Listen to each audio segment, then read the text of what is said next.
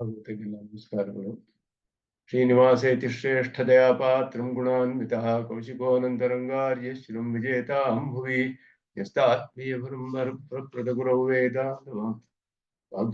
ವೇದಾಂತಾಮೃತ ಸಾರವಂತಮನಘ ಶ್ರೀನಿವಾಸಾತ್ ಗುರೋಃ ಶ್ರೀಶೈಲಾನ್ವೇಕೌಸ್ತುಭಸ್ಯ ಜನಯಂ ಶ್ರೇಯೋನಿಧೇ ಶ್ರೀನಿಧೇಃ ವಂದೇ ಸಾಧುಪದಾಕ್ಷುಜನಿಧಿಂ ಶ್ರೀಕೃಷ್ಣಸುತ್ತೇಶಿಕಂ श्रीवासरंगपरकालमुनित्रयाप्तलक्ष्मात्मरक्षणेति त्वयगागमान्तम् आचार्यभक्तिपरिपूतमनर्घशील गोपालदेशिकमुनिं गुरुमाश्रयामः। नारायणाख्येतिराजपदाब्जभृङ्ग श्रीवासयोगिगुरुणार्पितभारमीशे इत्यादिपूर्णवरदारिकृपात्तचिह्नं श्रीनिवासमुनिवर्यमहं प्रपद्ये। श्रीनारायणयोगीन्द्रवरदारिकृपाश्रयं रङ्गेशपादवनितं श्रीनिवासमुनिं भजे। श्री कृष्ण ब्रह्मतंत्रोत्तम गुरु करुणावाप्तचक्रांक भाष्यं वैराग्याचारवार्धव वरदपदमुखे लक्ष्मणेन्द्रस्तवारं श्रीवागीशात्ततुर्यं षडर्पयतिराट् वेदचूडार्यमूर्तिं नूत्नं श्रीरङ्गनाथं कलिर्पवनघं ब्रह्मतन्त्रं श्रयामः।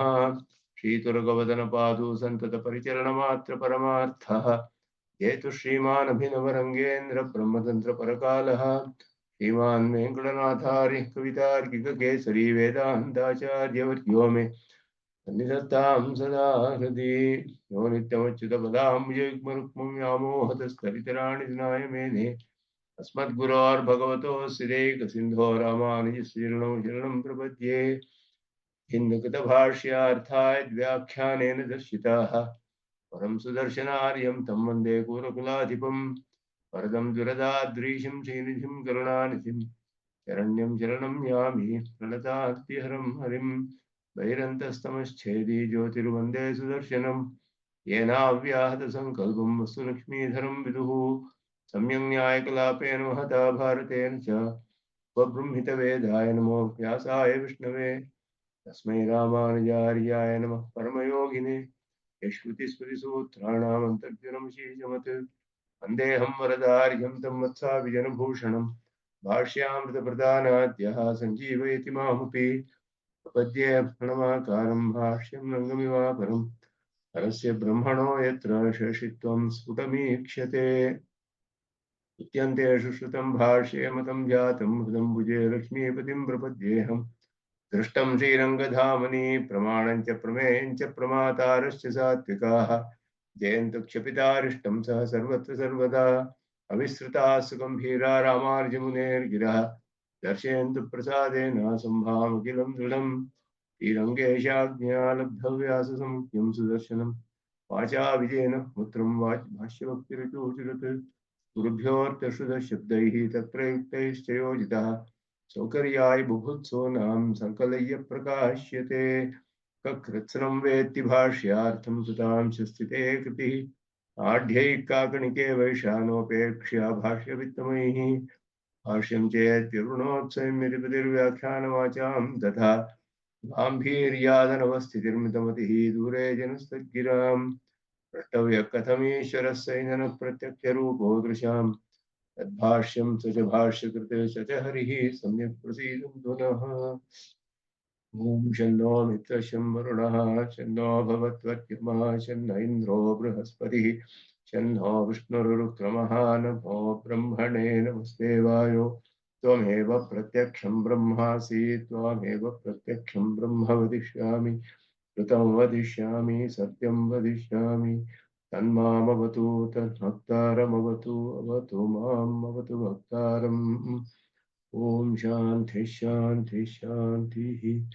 किलभुवन जन्मस्थेम भङ्गादिलीलेवनतविविधभूतपुरातरक्षैकदीक्षे श्रुतिशिरसि विधीयते ब्रह्मणि श्रीनिवासे भवतु मम परस्मिन् क्षेमषि भक्तिरूपा पाराशर्यवचः सुधामुपनिषद्दुग्धाब्धिमध्योद्धृताम् संसाराग्निविदीपनं व्यपगतः प्राणात्मसञ्जीविनीं पूर्वाचार्यसुरक्षितां भौमदिव्याघातदूरस्थितामानीतां त्वरिजाक्षरैः सुमनसो भूमाः पिबन्त्वन्वहम्।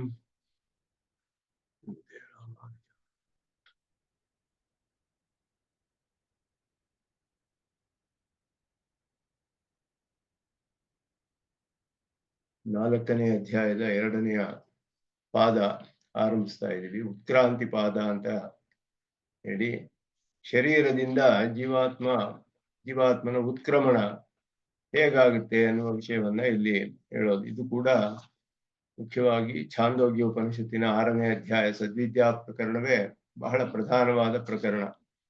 ಅನೇಕ ಅಧಿಕರಣಗಳು ಸದ್ವಿದ್ಯಾ ಪ್ರಕರಣವನ್ನೇ ವಿಷಯವನ್ನಾಗಿ ಹೊಂದಿದೆ. ಬ್ರಹ್ಮಸೂತ್ರಗಳಲ್ಲಿ ಬಹಳ ಮುಖ್ಯವಾದ ಅಂಶಗಳೆಲ್ಲ ಅಲ್ಲಿ ನಾವು ಉದ್ದಾಲಕರ ಶ್ವೇತಕೇತುವಿನ ಮಧ್ಯೆ ನಡೆಯುವಂತಹ ಆ ಉಪದೇಶದಲ್ಲಿ ನೋಡಬಹುದು. ಅದರಲ್ಲಿ ಕಡೆಯಲ್ಲಿ ಬರುವಂತಹ ವಿಷಯ ಇಲ್ಲಿ ಶರೀರದಿಂದ ಹೇಗೆ ಉತ್ಕ್ರಮಣವಾಗುತ್ತೆ ಅಂತ ಹೇಳ್ಬಿಟ್ಟು ಉದ್ದಾಲಕರು ಶ್ವೇತಕೇತುವಿಗೆ ತಿಳಿಸ್ತಾರೆ. ಆ ಒಂದು ಭಾಗ ಇಲ್ಲಿ ಅದುವೇ ವಿಷಯ. ಅಲ್ಲಿ ಹೇಳುವ ಒಂದು 2-3 ವಾಕ್ಯಗಳಿದೆ, ಹೆಚ್ಚೇನು ವಿಷಯಗಳಿಲ್ಲ ಅಲ್ಲಿ. ಅದನ್ನೇ ಇಲ್ಲಿ ಅನೇಕ ಅಧಿಕರಣಗಳಲ್ಲಿ ಒಂದೊಂದಾಗಿ ಏನೆಲ್ಲ ನಡೆಯುತ್ತೆ, ಹೇಗೆಲ್ಲ ಉತ್ಕ್ರಮಣ ಆಗುತ್ತೆ ಜೀವಾತ್ಮನಿಗೆ, ಅದರಲ್ಲಿ ಉಪಾಸಕನಿಗೂ ಮತ್ತೆ ಉಪಾಸಕನ ಅಲ್ಲದೆ ಇರುವವನಿಗೂ ಏನು ವ್ಯತ್ಯಾಸವಿದೆ, ಇದೆಲ್ಲ ಕೂಡ ಇಲ್ಲಿ ಪ್ರಧಾನವಾಗಿ ಬರೋದ್ರಿಂದ ಇದನ್ನು ಬೇರೆಯ ಒಂದು ಅಧ್ಯಯನದಲ್ಲಿಯೇ ಈ ಅಧಿಕರಣಗಳನ್ನ ಭಾಷ್ಯರು ಬ್ರಹ್ಮಸೂತ್ರಕಾರರು ಬಾದರಾಯಣರು ಇಲ್ಲಿ ಅದರ ವಿಷಯವನ್ನ ತಿಳಿಸ್ತಾರೆ. ಹಿಂದೆ ಜೀವದೋಷಪಾದ ಜೀವ ವಿರಕ್ತಿ ಪಾದ ಎಲ್ಲ ಬಂತು. ಆ ವಿಷಯದಲ್ಲಿ ಅಲ್ಲಿ ಅವನ ಸುಷುಪ್ತಿ ಏನು, ಅದೆಲ್ಲ ಮೂರ್ಛೆ ಮೊದಲಾದ ಅವಸ್ಥೆಗಳ ವಿಷಯ ಬಂದ್ರು. ಮರಣದ ವಿಷಯನ್ನ ಅಲ್ಲಿ ಹೇಳಿದೆ. ಇಲ್ಲಿ ಮರಣದ ವಿಷಯನ್ನ ಬೇರೆಯಾಗಿ ಫಲಾಧ್ಯಾಯದಲ್ಲಿ ಹೇಳ್ತಾ ಇರೋದು ಉಪಾಸಕನ ಒಂದು ಮಹಿಮೆ, ಅವನಿಗೂ ಮತ್ತವರಿಗೂ ಇರುವ ವ್ಯತ್ಯಾಸವನ್ನ ತಿಳಿಸುವುದಕ್ಕೋಸ್ಕರ ಈ ಅಧ್ಯಾಯದಲ್ಲಿ ಇದನ್ನ ತಿಳಿಸ್ತಾರೆ. ಇಲ್ಲಿ ಮೊದಲು ವಾಂಗ್ ಮನಸಿ ದರ್ಶನಾತ್ ಶಬ್ದಾಚ, ವಾಂಗ್ ಮನಸಿ ದರ್ಶನಾತ್ ಶಬ್ದಾಚ. ವಾಕು ಮನಸ್ಸಿನಲ್ಲಿ ಅಷ್ಟೇ, ಸೂತ್ರದ ಅರ್ಥ ವಾಕು ಮನಸ್ಸಿನಲ್ಲಿ ಹೋಗಿ ಸೇರುತ್ತೆ ಅಂತ ಅರ್ಥ. ವಾಂಗ್ ಮನಸಿ ಸಂಪದ್ಯತೆ, ದರ್ಶನಾತ್ ಶಬ್ದಾಚ, ಎರಡೂ ಒಂದೇ ಹೇತುವೆ, ಕಂಡು ಬರೋದ್ರಿಂದಲೂ ಮತ್ತೆ ಶ್ರುತಿಗಳಲ್ಲಿ ಹೇಳಲ್ಪಟ್ಟಿದೆ. ಸ್ಪಷ್ಟವಾಗಿ ಶ್ರುತಿ ಹೇಳುತ್ತೆ ಆ ರೀತಿ. ಇದಾನೀಂ ವಿದುಷಃ ಗತಿ ಪ್ರಕಾರಂ ಚಿಂತೆಯಿತು ಆರಭತೆ. ಗತಿ ಪ್ರಕಾರ ಅಂದ್ರೆ ಅಚಿರಾದಿ ಗತಿಯಲ್ಲಿ ಇವನು ಹೋಗೋಕ್ಕೆ ಮೊದಲು ಏನೇನು ನಡೆಯುತ್ತೆ ಅನ್ನುವ ವಿಷಯ. ಈ ಅಚಿರಾದಿ ಗತಿಯ ಮಾರ್ಗವನ್ನ ಇಲ್ಲಿ ವಿಚಾರ ಮಾಡಬೇಕು. ಮೋಕ್ಷಕ್ಕೆ ಹೋಗುವಾಗ ಉಪಾಸಕನು ಅರ್ಚಿರಾದಿ ಮಾರ್ಗದಲ್ಲಿ ಹೋಗ್ತಾನೆ. ಆ ಅರ್ಚಿರಾದಿ ಮಾರ್ಗದ ವಿಷಯವನ್ನೆಲ್ಲ ಇಲ್ಲಿ ಚಿಂತನೆ ಮಾಡಬೇಕಾದ್ರೆ ಮೊದಲು ತಾವತ್ ಉತ್ಕ್ರಾಂತಿ ಚಿಂತ್ಯತೆ ಪ್ರಥಮಂ ತಾವತ್, ಮೊದಲು ದೇಹವನ್ನು ಬಿಟ್ಟು ಹೋಗಿ ನಂತರ ಅರ್ಚಿರಾದಿ ಮಾರ್ಗವನ್ನು ಸೇರ್ತಾನೆ ಉಪಾಸಕನು. ಅದರಿಂದ ಮೊದಲು ಉತ್ಕ್ರಾಂತಿಯ ವಿಷಯ, ದೇಹದಿಂದ ಅವನ ಹೇಗೆ ಹೊರಗಡೆ ಹೋಗ್ತಾನೆ ಅಂತ ಹೇಳ್ಬಿಟ್ಟು. ತತ್ರೇದಂ ಆಮ್ನಾಯತೆ, ಇದು ಛಾಂದೋಗ್ಯದಲ್ಲಿ ಹೇಳಿದ ಅಸ್ಯ ಸೌಮ್ಯ ಪುರುಷಸ್ಯ ಪ್ರಯತಃ ವಾಂಗ್ ಮನಸಿ ಸಂಪದ್ಯತೆ ಮನಃ ಪ್ರಾಣೆ, ಪ್ರಾಣಃ ತೇಜಸಿ ತೇಜಃ ಪರಸ್ಯಾಂ ದೇಹಾಯಾಮ್. ಇದು ಒಂದು ಹೆಚ್ಚೇನು ಇದರಲ್ಲಿ ವಿಷಯಗಳಿಲ್ಲ. ಛಾಂದೋಗ್ಯೋಪನಿಷತ್ನಲ್ಲಿ ಈ ವಿಷಯವನ್ನು ತಿಳಿಸುವ ವಾಕ್ಯಗಳು ಸ್ವಲ್ಪವೇ ಇರುವಂತಹದ್ದು. ಅದರಲ್ಲಿ ಒಂದು ನಿಮಿಷ ಶೇರ್ ಮಾಡ್ತೇನೆ. ಅದು 6ನೇ ಅಧ್ಯಾಯದಲ್ಲಿ ಬರುವಂತಹ ವಿಷಯ.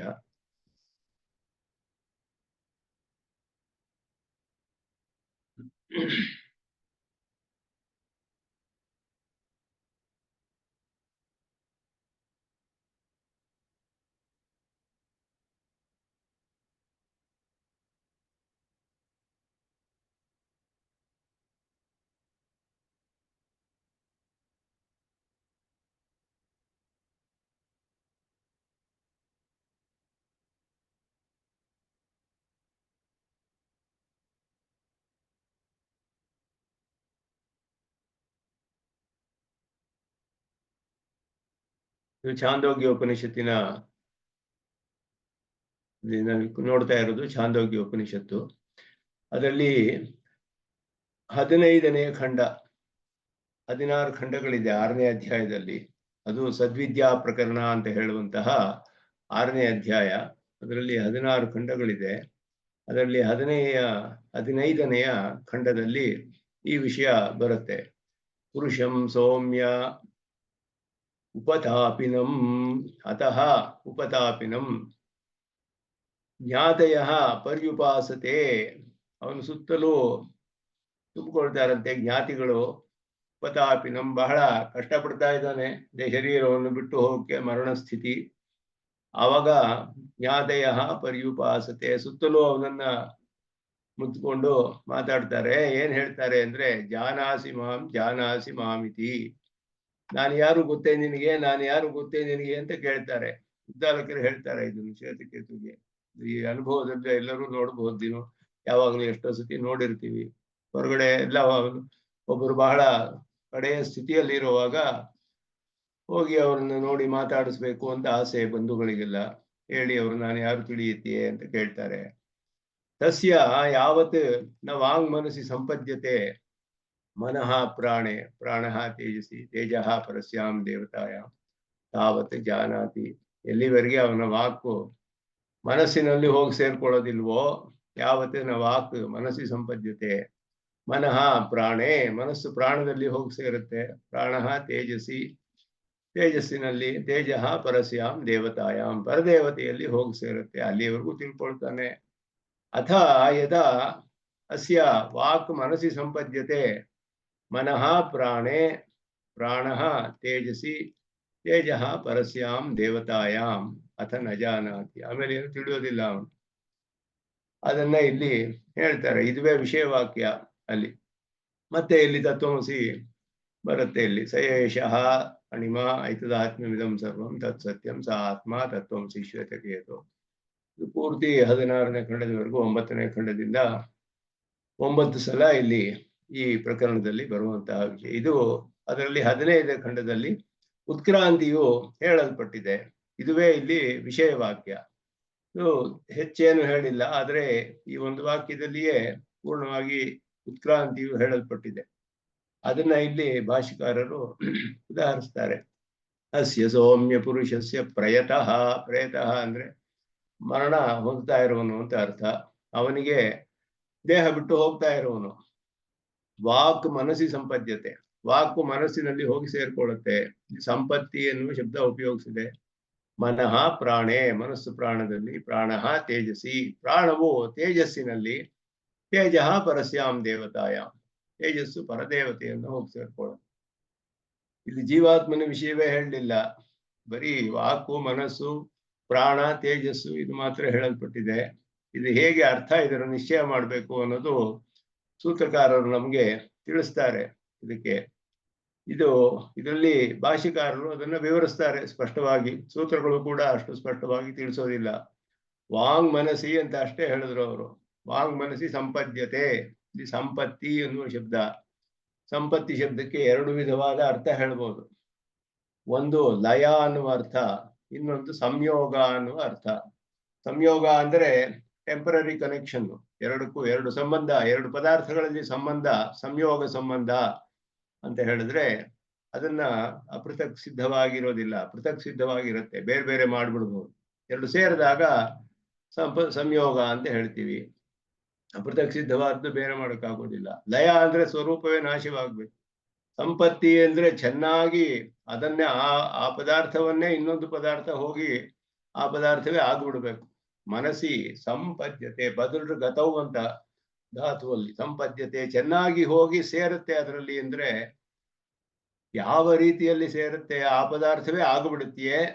ಈ ಪದಾರ್ಥ ನಾಶವಾಗಿ ವಾಕು ಹೋಗಿ ಮನಸ್ಸು ಒಂದೇ ಇರುತ್ತೆಯೇ ಅಲ್ಲಿ, ಅಥವಾ ಆಕು ಮನಸ್ಸು 2 ಸೇರಿ ಸಂಯೋಗದಿಂದ ಸೇರಿ ಇರುತ್ತೆಯೇ. ಅಥವಾ ಇಲ್ಲಿ ಇನ್ನೊಂದು ವಿಷಯ ಅಂದ್ರೆ, ವಾಕ್ ಅಂತ ಹೇಳಿದ್ರೆ ಏನ್ ಅರ್ಥ ಮಾಡ್ಬೇಕು? ವಾಕ್ ಅಂತ ಹೇಳಿದ್ರೆ ಇಂದ್ರಿಯ ಅನ್ನುವ ಅರ್ಥ, ಪ್ರಸಿದ್ಧಿಯ ಇಂದ್ರಿಯ ಅನ್ನುವ ಅರ್ಥವಿದೆ, ಅದು ಮುಖ್ಯ ಅರ್ಥ. ಅಥವಾ ವಾಕಿನ ವೃತ್ತಿ, ವಾಕ್ ವ್ಯಾಪಾರ ಅನ್ನುವ ಅರ್ಥವೂ ಇದೆ. ಲೋಕದಲ್ಲಿ ನಾವು ನೋಡುವಾಗ ಮಾತಾಡೋದಿಲ್ಲ ಅವರು, ಆಗ ವಾಕಿನ ವೃತ್ತಿ ವ್ಯಾಪಾರ ಎಲ್ಲ ನಿಂತೋಗಿರುತ್ತೆ. ವಾಗ್ ಇಂದ್ರಿಯ ಹೋಗಿ ಸೇರಿ ಇರ್ತೋ ಇಲ್ವೋ ನಮಗ್ ಗೊತ್ತಾಗೋದಿಲ್ಲ ಪ್ರತ್ಯಕ್ಷದಲ್ಲಿ. ವಾಕ್ ವ್ಯಾಪಾರ ಇಲ್ಲದೆ ಇರೋದು ತಿಳಿಬಹುದು ಮಾತಾಡದೆ ಇರುವಾಗ. ಆದ್ರೆ ವಾಗೀಂದ್ರಿಯ ಅನ್ನೋದು ಸೂಕ್ಷ್ಮವಾದದ್ದು, ಒಳಗಡೆ ಇರುವಂತಹದ್ದು. ಆ ವಾಗೀಂದ್ರಿಯನೇ ಇಲ್ಲಿ ಹೇಳಿರೋದು. ಇಲ್ಲ ಬರೀ ವಾಕಿನ ವ್ಯಾಪಾರವೇ, ಅದು ಒಂದು ವಿಷಯ. ಎರಡನೆಯದು ಸಂಪತ್ತಿ ಎನ್ನುವ ಶಬ್ದಕ್ಕೆ ಲಯವನ್ನು ಹೇಳಬೇಕೆ, ಸಂಯೋಗವನ್ನು ಹೇಳಬೇಕೆ, 2 ವಿಷಯಗಳು ಇಲ್ಲಿ ವಿಚಾರ ಮಾಡಬೇಕು. ಅದು ಮಾಡಿ ಅರ್ಥವನ್ನ ನಿಶ್ಚಯ ಮಾಡಬೇಕು. ವಾಂಗ್ ಮನಸಿ ಸಂಪದ್ಯತೆ ಇತಿ ವಾಚಃ ಮನಸಿ ಸಂಪತ್ತಿ ಶ್ರುತಿ. ವಾಕು ಮನಸ್ಸಿನಲ್ಲಿ ಸಂಪನ್ನವಾಗುತ್ತೆ, ಚೆನ್ನಾಗಿ ಹೋಗಿ ಸೇರ್ಕೊಂಡ್ಬಿಡುತ್ತೆ ಅನ್ನುವಂತ ಈ ಶ್ರುತಿ ಕಿಂ ವಾಗ್ವೃತ್ತಿ ಮಾತ್ರ ವಿಷಯ, ಕೇವಲ ವಾಕಿನ ವ್ಯಾಪಾರವನ್ನು ಮಾತ್ರ ತಿಳಿಸುತ್ತೆಯೋ ಉತ ವಾಗ್ ವಿಷಯ, ಇಲ್ಲ ವಾಕ್ ಅನ್ನುವ ಸ್ವರೂಪವನ್ನೇ ತಿಳಿಸುತ್ತೆ, ವಾಗ್ ಇಂದ್ರಿಯವನ್ನೇ ತಿಳಿಸುತ್ತೆಯೇ ಅನ್ನುವ ಸಂಶಯ ಇಲ್ಲಿ ವಿಷಯ. ವೃತ್ತಿ ಮಾತ್ರ ವಿಷಯ ಐತಿ ಯುಕ್ತಂ. ಪೂರ್ವ ಪಕ್ಷ ಹೇಳೋದು ಬರೀ ಅದರ ವ್ಯಾಪಾರ ಅಂತ ಹೇಳಬೇಕು ಅಂತ ಹೇಳ್ಬಿಟ್ಟು, ಬರೀ ವಾಕಿನ ವ್ಯಾಪಾರ. ಸಂಪತ್ತಿ ಅನ್ನೋ ಶಬ್ದದಲ್ಲಿ ಏನು ಭಿನ್ನಾಭಿಪ್ರಾಯ ಇಲ್ಲ. ಪೂರ್ವ ಪಕ್ಷಿಯು ಸಂಪತ್ತಿ ಅನ್ನೋದಕ್ಕೆ ಲಯವನ್ನು ಹೇಳೋದಿಲ್ಲ. ಪೂರ್ವ ಪಕ್ಷಿ ಕೂಡ ಅದಕ್ಕೆ ಹೇಳುವಾಗ ಸಂಯೋಗ ಅಂತಾನೆ, ಅದರಲ್ಲಿ ಸಿದ್ಧಾಂತಕ್ಕೂ ಪೂರ್ವ ಪಕ್ಷಕ್ಕೂ ಏನು ವ್ಯತ್ಯಾಸ ಇರೋದಿಲ್ಲ. ಆದರೆ ವಾಕ್ ಶಬ್ದದಲ್ಲಿ ವಾಗ್ವೃತ್ತಿ ಅನ್ನೋದು ಪೂರ್ವ ಪಕ್ಷ, ವಾಕಿನ ವ್ಯಾಪಾರ ಮಾತ್ರ. ಸಿದ್ಧಾಂತದಲ್ಲಿ ವಾಗ್ ಇಂದ್ರಿಯ ಅಂತಾನೆ ಅರ್ಥ, ಸ್ವರೂಪ. ಅದು ಕುತಃ ಅಂದ್ರೆ ಮನಸಃ ವಾಕ್ ಪ್ರಕೃತಿತ್ವ ಅಭಾವಾತ್ ತತ್ರ ವಾಕ್ ಸ್ವರೂಪ ಸಂಪತ್ತಿ ಅಭಾವಾತ್. ಇದನ್ನ ಒಪ್ಕೊಳ್ತಾರೆ ಅವರು ಕೂಡ, ಲಯವಾಗೋದಿಲ್ಲ ಅಂತ. ಮನಸ್ಸುಗೆ ವಾಕು ಕಾರಣವಲ್ಲ, ಪ್ರಕೃತಿತ್ವ ಅಂದ್ರೆ ಕಾರಣ ಅಂತ ಅರ್ಥ. ವಾಕಿಗೆ ಯಾವಾಗಲೂ ಲಯವಾಗುವಾಗ ಕಾರ್ಯವು ಕಾರಣದಲ್ಲಿಯೇ ಲಯವಾಗಬೇಕು, ಬೇರೆ ಎಲ್ಲಿಯೂ ಹೋಗಿ ಲಯವಾಗಕ್ಕೆ ಸಾಧ್ಯವಿಲ್ಲ. ಯಾವ ಪದಾರ್ಥದಿಂದ ಈ ಕಾರ್ಯ ಉಂಟಾಗಿದೆಯೋ ಅದು ಲಯವಾದರೆ ಅದರ ಕಾರಣದಲ್ಲಿ ಹೋಗಿ ಲಯವಾಗಬೇಕೇ ಹೊರತು ಬೇರೆ ಪದಾರ್ಥದಲ್ಲಿ ಹೋಗಿ ಲಯ ಆಗೋದು ಸಾಧ್ಯವಿಲ್ಲ. ಇದು ಎಲ್ಲಾ ವಿಷಯದಲ್ಲೂ ಎಲ್ಲರೂ ಒಪ್ಕೊಂಡ್ರು, ಎಲ್ಲಾ ಸಿದ್ಧಾಂತದಲ್ಲೂ ಒಪ್ಕೊಂಡಿರುವಂತಹ ವಿಷಯ ಇದು. ಕಾರಣ ಲಯ ಯಾವಾಗಲೂ ಕೂಡ ಕಾರ್ಯವು ತನ್ನ ಕಾರಣದಲ್ಲಿಯೇ ಲಯವಾಗಬೇಕು ಅನ್ನೋದೇ ಎಲ್ಲರೂ ಒಪ್ಕೊಂಡಿದ್ದಾರೆ, ಎಲ್ಲಾ ಸಿದ್ಧಾಂತಿಗಳು. ಇಲ್ಲಿ ಪೂರ್ವ ಪಕ್ಷಿ ಏನು ಹೇಳ್ತಾ ಇದ್ದಾರೆ ಅಂದ್ರೆ, ಮನಸ್ಸು ಅನ್ನೋದು ವಾಕಿಗೆ ಕಾರಣವಲ್ಲ, ವಾಕ್ ಪ್ರಕೃತಿತ್ವ ಅನ್ನೋದು ಇಲ್ಲ ಮನಸ್ಸಿಗೆ. ಪ್ರಕೃತಿತ್ವ ಅಂದ್ರೆ ಕಾರಣ ಅಂತ ಹೇಳಿ, ಮನಸ್ಸಿನಿಂದ ವಾಕ್ ಸೃಷ್ಟಿ ಆಗೋದಿಲ್ಲ. ವಾಕು ಎಲ್ಲಿಂದ ಸೃಷ್ಟಿಯಾಗುತ್ತೆ ಅಂತ ಹೇಳಿದ್ರೆ ಸಾತ್ವಿಕ ಅಹಂಕಾರದಿಂದ. 11 ಇಂದ್ರಿಯಗಳು ಸಾತ್ವಿಕ ಅಹಂಕಾರ ಉಪಾದಾನ ಕಾರಣ ಎಲ್ಲಕ್ಕೂ. ಸಾತ್ವಿಕ ಇಂದ್ರಿಯ ಸಾತ್ವಿಕ ಅಹಂಕಾರವೇ ಉಪಾದಾನ ಕಾರಣ ಏಕಾದಶ ಇಂದ್ರಿಯಗಳಿಗೆ. ಪ್ರಕೃತಿ, ಮಹತ್ತು, ಅಹಂಕಾರ. ಅಹಂಕಾರದಲ್ಲಿ ಸಾತ್ವಿಕ ರಾಜಸ ತಾಮಸ. ಸಾತ್ವಿಕ ಅಹಂಕಾರದಿಂದ 11 ಇಂದ್ರಿಯಗಳು ಸೃಷ್ಟಿಯಾಗುತ್ತೆ. ರಾಜಸ ಅಹಂಕಾರದಿಂದ ಪಂಚತನ್ಮಾತ್ರೆಗಳು, ಪಂಚಭೂತಗಳು ಸೃಷ್ಟಿಯಾಗುತ್ತೆ. ಅದಾದ ಮೇಲೆ ಪಂಚಭೂತಗಳ ಪಂಚೀಕರಣ ಆಗಿ ಇಂದ್ರಿಯಗಳು, ಆ ಪಂಚಭೂತಗಳಿಂದ ಶರೀರ ಎಲ್ಲ ಉತ್ಪನ್ನವಾಗಿ ಇಂದ್ರಿಯಗಳು ಶರೀರವನ್ನೆಲ್ಲ ಸೇರಿಸಿ ಅದರ ಒಳಗಡೆ ಜೀವಾತ್ಮನನ್ನ ಸೇರಿಸಿ ಪರಮಾತ್ಮ ಎಲ್ಲ ಒಬ್ಬೊಬ್ಬ ಚೇತನನ್ನು ಒಂದೊಂದು ಪ್ರಾಣಿಯನ್ನು ಸೃಷ್ಟಿ ಮಾಡ್ತಾನೆ. ಅನುಪ್ರವೇಶ ಮಾಡಿ ಅನೇನ ಜೀವೇನ ಆತ್ಮನ ಅನುಪ್ರವೇಶ ನಾಮರೂಪೇ, ನಾಮರೂಪಗಳೆಲ್ಲ ಉಂಟಾಗುತ್ತೆ. ಇವನು ದೇವಾಯ, ಮನುಷ್ಯ, ಕ್ರಿಮಿ, ಕೀಟ ಮೊದಲಾದದ್ದೆಲ್ಲ. ಇದು ಸೃಷ್ಟಿಯ ಪ್ರಕಾರ. ಆದ್ದರಿಂದ ಇಂದ್ರಿಯಗಳಿಗೆಲ್ಲ ಉಪಾದಾನ ಯಾವುದು ಕಾರಣ ಅಂದ್ರೆ ಅಹಂಕಾರ, ಸಾತ್ವಿಕ ಅಹಂಕಾರ ತತ್ವ. ಇಂದ್ರಿಯಗಳ ಲಯವಾದರೆ ಸ್ವರೂಪದಲ್ಲಿ ಸಾತ್ವಿಕ ಅಹಂಕಾರದಲ್ಲಿ ಸೇರ್ಬೇಕೇ ಹೊರತು ವಾಗೀಂದ್ರಿಯಕ್ಕೆ ಮನಸ್ಸು ಉಪಾದಾನವಲ್ಲ. ಆದ್ದರಿಂದ ಮನಸ್ಸಿನಲ್ಲಿ ಹೋಗಿ ಸೇರಕ್ಕಾಗೋದಿಲ್ಲ. ಆದ್ದರಿಂದ ಪೂರ್ವ ಪಕ್ಷಿ ಹೇಳೋದು ಮನಸಃ ವಾಕ್ ಪ್ರಕೃತಿತ್ವ ಅಭಾವಾತ್ ತತ್ರ ವಾಕ್ ಸ್ವರೂಪ ಸಂಪತ್ತಿ ಅಭಾವಾತ್. ಸ್ವರೂಪ ಲಯವಾಗಕ್ಕೆ, ಸಂಪತ್ತಿ ಅಂದ್ರೆ ಲಯ ಆಗೋಕ್ಕೆ ಸಾಧ್ಯವಿಲ್ಲ. ಆದ್ದರಿಂದ ಸ್ವರೂಪ ಅನ್ನೋದನ್ನು ಒಪ್ಕೊಳ್ಳ ಪೂರ್ವ ಪಕ್ಷಿ ವೃತ್ತಿ ಅಂತಾನೆ ಹೇಳ್ಬೇಕು, ವ್ಯಾಪಾರ ಅಂತ ಹೇಳ್ಬೇಕು ಅಂತ. ವಾಗಾದಿ ವೃತ್ತಿನ ಮನೋಧೀನತ್ವೇನ ವೃತ್ತಿ ಶ್ರುತಿ ಕಥಂಚಿತ್ ಉಪಪದ್ಯತೆ. ಭಾಷಿಕಾರರು ಬಹಳ ಸ್ವರಸ್ಯವಾಗಿ ಶಬ್ದವನ್ನು ಹೇಳ್ತಾರೆ. ಕಥಂಚಿತ್ ಅಂದ್ರೆ ಹೇಗಾದ್ರೂ ಹೇಳ್ಬೋದು ಅಂತ ಅರ್ಥ. ಕಥಂಚಿತ್ ಅಂದ್ರೆ ಹೇಗೋ ಅರ್ಥ ಮಾಡ್ಕೋಬಹುದು. ಮನಸ್ಸಿಗೆ ಅಧೀನವಾಗಿ ತಾನೇ ವಾಕಿನ ವೃತ್ತಿ. ಏನ್ ಮನಸಾ ಮನುತೆ ತದ್ವಾಚಾ ವದತಿ ತತ್ಕರ್ಮಣ ಕರೋತಿ. ಶ್ರುತಿ ಹೇಳುತ್ತೆ ಮನಸ್ಸಿನಲ್ಲಿ ಯಾವ ಸಂಕಲ್ಪ ಹೇಗೆ ಮಾಡ್ತಾರೋ ತಿಳಿತಾನೋ ಅದಕ್ಕೆ ಅನುಗುಣವಾಗಿ ಮಾತಾಡ್ತಾನೆ, ಅದಕ್ಕನುಗುಣವಾಗಿ ಕೆಲಸ ಮಾಡ್ತಾನೆ ಅಂತ. ಏನ್ ಮನಸಾ ಮನುತೆ ತದ್ವಾಚಾ ವದತಿ ತತ್ಕರ್ಮಣ ಕುರುತೆ. ಅವನು ಶ್ರುತಿ ಹೇಳುತ್ತೆ ಹೀಗೆ, ಮನಸ್ಸಿಗೆ ಅಧೀನ ವಾಕಿನ ಪ್ರವೃತ್ತಿಗಳೆಲ್ಲ, ವ್ಯಾಪಾರಗಳೆಲ್ಲ ಮನಸ್ಸಧೀನ. ಆದ್ದರಿಂದ ಇಲ್ಲಿ ವಾಕ್ ಮನಸಿ ಸಂಪದ್ಯತೆ ಎನ್ನುವಾಗ ಮನಸ್ಸಿನಲ್ಲಿ ವೃತ್ತಿ ಅವುಗಳ ವ್ಯಾಪಾರ ಅಂತ ಹೇಳಿ ಹೇಗ್ ಬೇಕಾದ್ರೂ ಅರ್ಥ ಮಾಡ್ಕೋಬಹುದು. ಹೊರತು ಇಂದ್ರಿಯ ಹೇಳಕ್ಕಾಗೋದಿಲ್ಲ, ಇಂದ್ರಿಯಗಳು ಹೋಗಿ ಅಲ್ಲಿ ಲಯವಾಗಕ್ಕಾಗೋದಿಲ್ಲ. ಸಂಪತ್ತಿ ಎನ್ನುವುದಕ್ಕೆ ಸಂಯೋಗವೇ ಹೇಳಬೇಕು. ಸಂಯೋಗವು ಸ್ವರೂಪದಲ್ಲಿ ಹೇಳಕ್ಕಾಗೋದಿಲ್ಲ, ವೃತ್ತಿಯನ್ನು ವ್ಯಾಪಾರವನ್ನ ಹೇಳಬೇಕು ಪೂರ್ವ ಪಕ್ಷ. ಆದ್ದರಿಂದ ಇಲ್ಲಿ ವಾಕ್ ಸಂಪತ್ತಿ ಎರಡು ಶಬ್ದಗಳಿದೆ. ವಾಕ್ ಶಬ್ದಕ್ಕೂ ಲಕ್ಷಣಾರ್ಥವನ್ನ ತಗೊಳ್ತಾರೆ ಪೂರ್ವ ಪಕ್ಷದಲ್ಲಿ. ವ್ಯಾಪಾರ, ವಾಕಿನ ವ್ಯಾಪಾರ ಅಂತ ತಗೊಂಡ್ರು. ವಾಗ್ ಇಂದ್ರಿಯ ಅನ್ನೋ ಅರ್ಥ ಮಾಡ್ಲಿಲ್ಲ. ಅರ್ಥ ಮೊದಲು ಅದಕ್ಕೆ ಮುಖ್ಯವಾದ ಅರ್ಥ ಹೇಳಿದ್ರೆ ವಾಗೀಂದ್ರಿಯ ಅಂತ ಅರ್ಥ ಹೇಳ್ಬೇಕು. ಆದ್ರೆ ವಾಗ್ ವ್ಯಾಪಾರ. ಸಂಪತ್ತಿ ಶಬ್ದಕ್ಕೆ ಸಂಯೋಗ, ಲಯ ಹೇಳೋದಿಲ್ಲ. ಕಾರ್ಯಕಾರಣ ಭಾವ ಹೇಗೂ ಇಲ್ಲ. ವ್ಯಾಪಾರಕ್ಕೂ ಮನಸ್ಸಿಗೆ ಕಾರ್ಯಕಾರಣ ಇಲ್ಲ. ನೀವು ವಾಕಿಗೆ, ಇಂದ್ರಿಯಕ್ಕೆ ಮನಸ್ಸು ಕಾರಣವಲ್ಲ. ಆದ್ದರಿಂದ ಮನಸ್ಸಿನಲ್ಲಿ ಹೋಗಿ ಸೇರ್ಕೊಳ್ಳೋಕೆ ಆಗಲ್ಲ ವಾಗೀಂದ್ರಿಯ ಹೇಳಿದ್ರೆ. ವಾಕ್ ವ್ಯಾಪಾರಕ್ಕೂ ಮನಸ್ಸು ಕಾರಣವಲ್ಲ, ಮನಸ್ಸಿನ ಅಧೀನದಲ್ಲಿದೆ ಅಷ್ಟೇ ಹೊರತು ಮನಸ್ಸು ಕಾರಣವಲ್ಲ ವಾಗ್ ವ್ಯಾಪಾರಕ್ಕೆ. ವಾಗ್ ವ್ಯಾಪಾರಕ್ಕೆ ಯಾವ ಕಾರಣ ಅಂದ್ರೆ ವಾಗೀಂದ್ರಿಯವೇ ಕಾರಣ. ವಾಗೀಂದ್ರಿಯವೇ ಉಪಾದಾನ ವಾಗ್ ವ್ಯಾಪಾರಕ್ಕೆ, ಮನಸ್ಸು ಉಪಾದಾನವಲ್ಲ. ಮನಸ್ಸು ಸಂಕಲ್ಪ ಮಾಡಿ ಅದಕ್ಕನುಗುಣವಾಗಿ ಇವರು ಮಾತಾಡಿದ್ರು ಕೂಡ ವಾಕಿನ ವ್ಯಾಪಾರಗಳೆಲ್ಲ ವಾಗೀಂದ್ರಿಯವೇ ಕಾರಣ ಅದಕ್ಕೆ. ಆದ್ದರಿಂದ ಪೂರ್ವ ಪಕ್ಷದಲ್ಲಿ ಎರಡಕ್ಕೂ ಲಾಕ್ಷಣಿಕವಾದ ಅರ್ಥ, ಎರಡು ಸರಿ ಹೋಗೋದಿಲ್ಲ. ಸಿದ್ಧಾಂತದಲ್ಲಿ ಸಂಪತ್ತಿ ಎನ್ನುವುದಕ್ಕೆ ಲಾಕ್ಷಣಿಕವಾದ ಅರ್ಥ ಹೇಳಿದ್ರು, ಸಂಯೋಗ ಅಂತ ಹೇಳಿ. ವಾಕ್ ಶಬ್ದಕ್ಕೆ ಇಂದ್ರಿಯ ಅಂತಾನೆ ಅರ್ಥ ಮಾಡ್ತೀವಿ. ವ್ಯಾಪಾರಕ್ಕೆ ವಾಕು ಕಾರಣವಾಗದಿರೋದ್ರಿಂದ ವಾಕ್ಯಗೂ ಕೂಡ ವಾಕ್ ಶಬ್ದಕ್ಕೆ ಇಂದ್ರಿಯ ಅಂತಾನೆ ಹೇಳ್ಬೇಕು. ಇಂದ್ರಿಯವೇ ಹೋಗಿ ಮನಸ್ಸಿನಲ್ಲಿ ಸೇರಿ ಇರುತ್ತೆ, ಲಯವಾಗುವುದಿಲ್ಲ. ಎರಡು ಸೇರಿ ಒಂದೇ ಪದಾರ್ಥವಾಗುವುದಿಲ್ಲ, ಬೇರೆ ಬೇರೆ ಪದಾರ್ಥಗಳಾಗಿ ವಾಗೀಂದ್ರಿಯ ವಾಗೀಂದ್ರಿಯವಾಗೇ ಇರುತ್ತೆ, ಮನಸ್ಸಿಂದ್ರಿಯ ಮನಸ್ಸಾಗೇ ಇರುತ್ತೆ, ಎರಡು ಸೇರಿ ಇರುತ್ತೆ. ಅದು ಸಂಪತ್ತಿ ಎನ್ನುವುದಕ್ಕೆ ಹಾಗೆ ಅರ್ಥ ಮಾಡ್ಬೇಕು. ಪೂರ್ವ ಪಕ್ಷದಲ್ಲಿ ಹೇಳುವಾಗ ವಾಗ್ ವ್ಯಾಪಾರವ ಹೋಗಿ ಮನಸ್ಸೊಡನೆ ಸೇರಿ ಇರುತ್ತೆ ಅಂತ ಹೇಳಿದ್ರು. ಅದು ಕೂಡ ಲಯ ಆಗಕ್ಕಾಗೋದಿಲ್ಲ, ಯಾಕೆಂದ್ರೆ ಅಲ್ಲಿಯೂ ಕಾರ್ಯಕಾರಣ ಭಾವ ಇಲ್ಲ.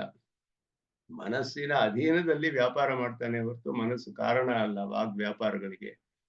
ಆದ್ದರಿಂದ ಅಲ್ಲಿಯೂ ಕಾರ್ಯಕಾರಣ ಭಾವ ಇಲ್ಲದೆ ಇರೋದ್ರಿಂದ ಭಾಷಿಕಾರರು ಅದನ್ನ ಇಲ್ಲಿ ಸೂಚನೆ ಮಾಡ್ತಾರೆ. ಕಥಂಚಿತ್ ಉಪಪದ್ಯತೆ ಅಂತ. ಹೇಗಾದ್ರೂ ಅರ್ಥ ಮಾಡ್ಕೋ, ಹೇಗಾದ್ರೂ ಅದನ್ನ ತಿಳ್ಕೊಂಡು ನಿರ್ಸೇರಿಸ್ಕೊಂಡು ನಾವು ಅರ್ಥ ಮಾಡ್ಕೋಬಹುದು. ಅದಕ್ಕೆ ಸಿದ್ಧಾಂತ ಹೇಳ್ತಾರೆ, ಏವಂ ಪ್ರಾಪ್ತೆ ಅಭಿಧೀಯತೆ ವಾಂಗ್ ಮನಸಿ ಇತಿ. ವಾಕ್ ಸ್ವರೂಪಮೇವ ಮನಸ್ಸಿ ಸಂಪದ್ಯತೆ. ವಾಕ್ ಸ್ವರೂಪವೇ ಅಂದ್ರೆ ಇಂದ್ರಿಯವೇ ಹೋಗಿ ಮನಸ್ಸಿನಲ್ಲಿ ಸೇರ್ಕೊಳ್ಳುತ್ತೆ ಅಂತ ಸಿದ್ಧಾಂತ. ಯಾಕೆ ಅಂತ ಹೇಳಿದ್ರೆ ಕುತಃ ದರ್ಶನಾತ್ ದೃಶ್ಯತೆ ಹಿ ವಾಗೀಂದ್ರಿಯ ಉಪರತೇಪಿ ಮನಃ ಪ್ರವೃತ್ತಿ. ವಾಗೀಂದ್ರಿಯವು ಸುಮ್ಮನೆ ಇದ್ರೂ ಕೂಡ ಮನಸ್ಸು ಪ್ರವೃತ್ತವಾಗೋದು ನಮ್ಗೆ ತಿಳಿದು ಬರುತ್ತೆ. ಅನುಭವವು ಇದೆ, ಲೋಕದಲ್ಲಿಯೂ ತಿಳಿದು ಬರುತ್ತೆ. ವಾಕ್ ಮಾತಾಡದೇ ಇದ್ರು ಮನಸ್ಸು ಕೆಲಸ ಮಾಡ್ತಾ ಇರುತ್ತೆ. ಆದ್ದರಿಂದ ವಾಕ್ ಕೆಲಸ ಇಲ್ಲದೆ ಹೋದ್ರು ಕೂಡ ಮನಸ್ಸು ವ್ಯಾಪಾರ ಮಾಡ್ತಾ ಇರ್ಬೋದು. ಆದ್ದರಿಂದ ಸ್ವಪ್ನದಲ್ಲಿಯೂ ಹಾಗೆಯೇ ಮಾತು ಎಲ್ಲ ನಿಂತೋಗಿರುತ್ತೆ, ಆದ್ರೆ ಮನಸ್ಸು ವ್ಯಾಪಾರ ಮಾಡ್ತಾ ಇರುತ್ತೆ ಸ್ವಪ್ನ ನೋಡುವಾಗ. ಅದರಿಂದ ವಾಕು ಉಪರತವಾದಾಗ್ಲೂ ಮನಸ್ಸಿನ ಪ್ರವೃತ್ತಿ ಇರೋದ್ರಿಂದ ವೃತ್ತಿ ಮಾತ್ರ ಸಂಪತ್ಯ ಅಪಿ ತದುಪಪದ್ಯತೆ ಇತಿ ಚೇತ್. ವಾಗ್ಗಿನ ವ್ಯಾಪಾರ ಮಾತ್ರ ಹೋಗಿ ಮನಸ್ಸಿನಲ್ಲಿ ಸೇರಿದ್ರು ಇದನ್ನೇ ಹೇಳ್ಬೋದಲ್ಲ, ಇದಕ್ಕೇನು ವಿರೋಧ? ಮನಸ್ಸು ಕೆಲಸ ಮಾಡ್ಕೊಂಡಿರ್ಲಿ ಪರವಾಗಿಲ್ಲ, ವಾಕ್ ಇಂದ್ರಿಯಾನೇ ಹೋಗಿ ಸೇರುತ್ತೆ ಅಂತ ಯಾಕೆ ಹೇಳ್ಬೇಕು? ವಾಕಿನ ವ್ಯಾಪಾರವೇ ಹೋಗಿ ಸೇರುತ್ತೆ ಅಂತ ಯಾಕೆ ಹೇಳ್ಬಾರ್ದು? ಹಾಗೆಯೂ ಮನಸ್ಸು ವ್ಯಾಪಾರ ಮಾಡ್ಬೋದಲ್ಲ. ಅಂದ್ರೆ ತತ್ರಾಹ ಶಬ್ದಾಚ, ಅದು ಎರಡು ಸೇರಿಸ್ಕೊಳ್ಬೇಕು, ಎರಡು ಸೇರಿ ಒಂದು ಹೇತುವಾಗಿ ಮಾಡ್ಕೊಳ್ಬೇಕು. ಶಬ್ದದಿಂದಲೂ ಇದು ಸ್ಪಷ್ಟವಾಗಿ ತಿಳಿಯುತ್ತೆ. ಇದು ನಮಗೆ ಪ್ರತ್ಯಕ್ಷ ಅನುಮಾನದಿಂದ ತಿಳಿಯುವ ವಿಷಯವಲ್ಲ. ಸಾಧಾರಣವಾಗಿ ವಾಕು ಇಲ್ಲದೆ ಹೋದ್ರು ಮನಸ್ಸು ವ್ಯಾಪಾರ ತಿಳಿದು ಬರುತ್ತೆ. ಅಂದ್ರೆ ವಾಕ್ ಇಲ್ಲದೆ ಇರುವಾಗ ವಾಗ್ ಇಂದ್ರಿಯ ಹೋಗಿ ಸೇರಿದ್ಯೋ ವಾಕಿನ ವ್ಯಾಪಾರ ಸೇರಿದ್ಯೋ ಅನ್ನೋದು ನಮಗೆ ಶ್ರುತಿಯಿಂದಾನೇ ತಿಳಿಬೇಕು. ಆದ್ದರಿಂದ ಅದನ್ನ ಶ್ರುತಿಯಲ್ಲಿ ಎಲ್ಲ ಒಂದೊಂದು ಸ್ಪಷ್ಟವಾಗಿ ನಿಶ್ಚಯ ಮಾಡ್ಬೇಕು. ಹೇಗೆ ಎಲ್ಲ ಹೇಳಲ್ಪಟ್ಟಿದೆ ಶ್ರುತಿಗಳಲ್ಲಿ, ಹೇಗೆ ನಡೆಯುತ್ತೆ ಎಲ್ಲ ಅಂತ. ವಾಂಗ್ ಮನಸಿ ಸಂಪದ್ಯತೆ ಇತಿ ವಾಕ್ ಸ್ವರೂಪ ಸಂಪತ್ತಾವೇವ ಹಿ ಶಬ್ದ ನ ವೃತ್ತಿ ಮಾತ್ರ ಸಂಪತ್ತು. ವಾಂಗ್ ಮನಸಿ ಸಂಪದ್ಯತೆ ಅಂತ ಹೇಳುವಾಗ ವಾಂಗ್ ಮನಸಿ ದರ್ಶನ ಶಬ್ದಾಚ ಅಂತ ಹೇಳಿದ್ರು. ವಾಂಗ್ ಮನಸಿ ದರ್ಶನ ಸಂಪದ್ಯತೆ ಸ್ವರೂಪ ಸಂಪತ್ತಾವೇವ ಹಿ ಶಬ್ದ ನ ವೃತ್ತಿ ಮಾತ್ರ ಸಂಪತ್ತು. ಸ್ವರೂಪದ ಸಂಪತ್ತಿಯಲ್ಲಿಯೇ ಇಲ್ಲಿ ಶ್ರುತಿ ಹೇಳ್ತಾ ಇರೋದು ಸಂಪದ್ಯತೆ ಅನ್ನೋದು ಸ್ವರೂಪ ಸಂಪತ್ತಿಯನ್ನೇ ಮುಖ್ಯಾರ್ಥವಾಗಿ ತೆಗೆದುಕೊಳ್ಬೇಕು. ಎಲ್ಲೆಲ್ಲ ಮುಖ್ಯಾರ್ಥವು ಸಂಭವವೋ ಅಲ್ಲಿ ಮುಖ್ಯಾರ್ಥವನ್ನೇ ಸ್ವೀಕಾರ ಮಾಡ್ಬೇಕು. ಇದು ಭಾಷ್ಯಕಾರರ ರೀತಿ. ಎಲ್ಲಾ ಶ್ರುತಿಗಳಲ್ಲಿಯೂ ಹೀಗೆ ಅರ್ಥ ಮಾಡ್ತಾರೆ. ಎಲ್ಲಿ ಮುಖ್ಯಾರ್ಥ ಸಂಭವವೋ ಅಲ್ಲಿಯೂ ಮುಖ್ಯಾರ್ಥ, ಅಲ್ಲೆಲ್ಲ ಮುಖ್ಯಾರ್ಥ ಹೋಗ್ಬೇಕು, ಲಕ್ಷಣಾರ್ಥ ಹೇಳ್ಬಾರ್ದು ಅಂತ ಹೇಳಿ. ನಹಿ ತದಾನಿ ವೃತ್ತಿ ಉಪರಮೆ.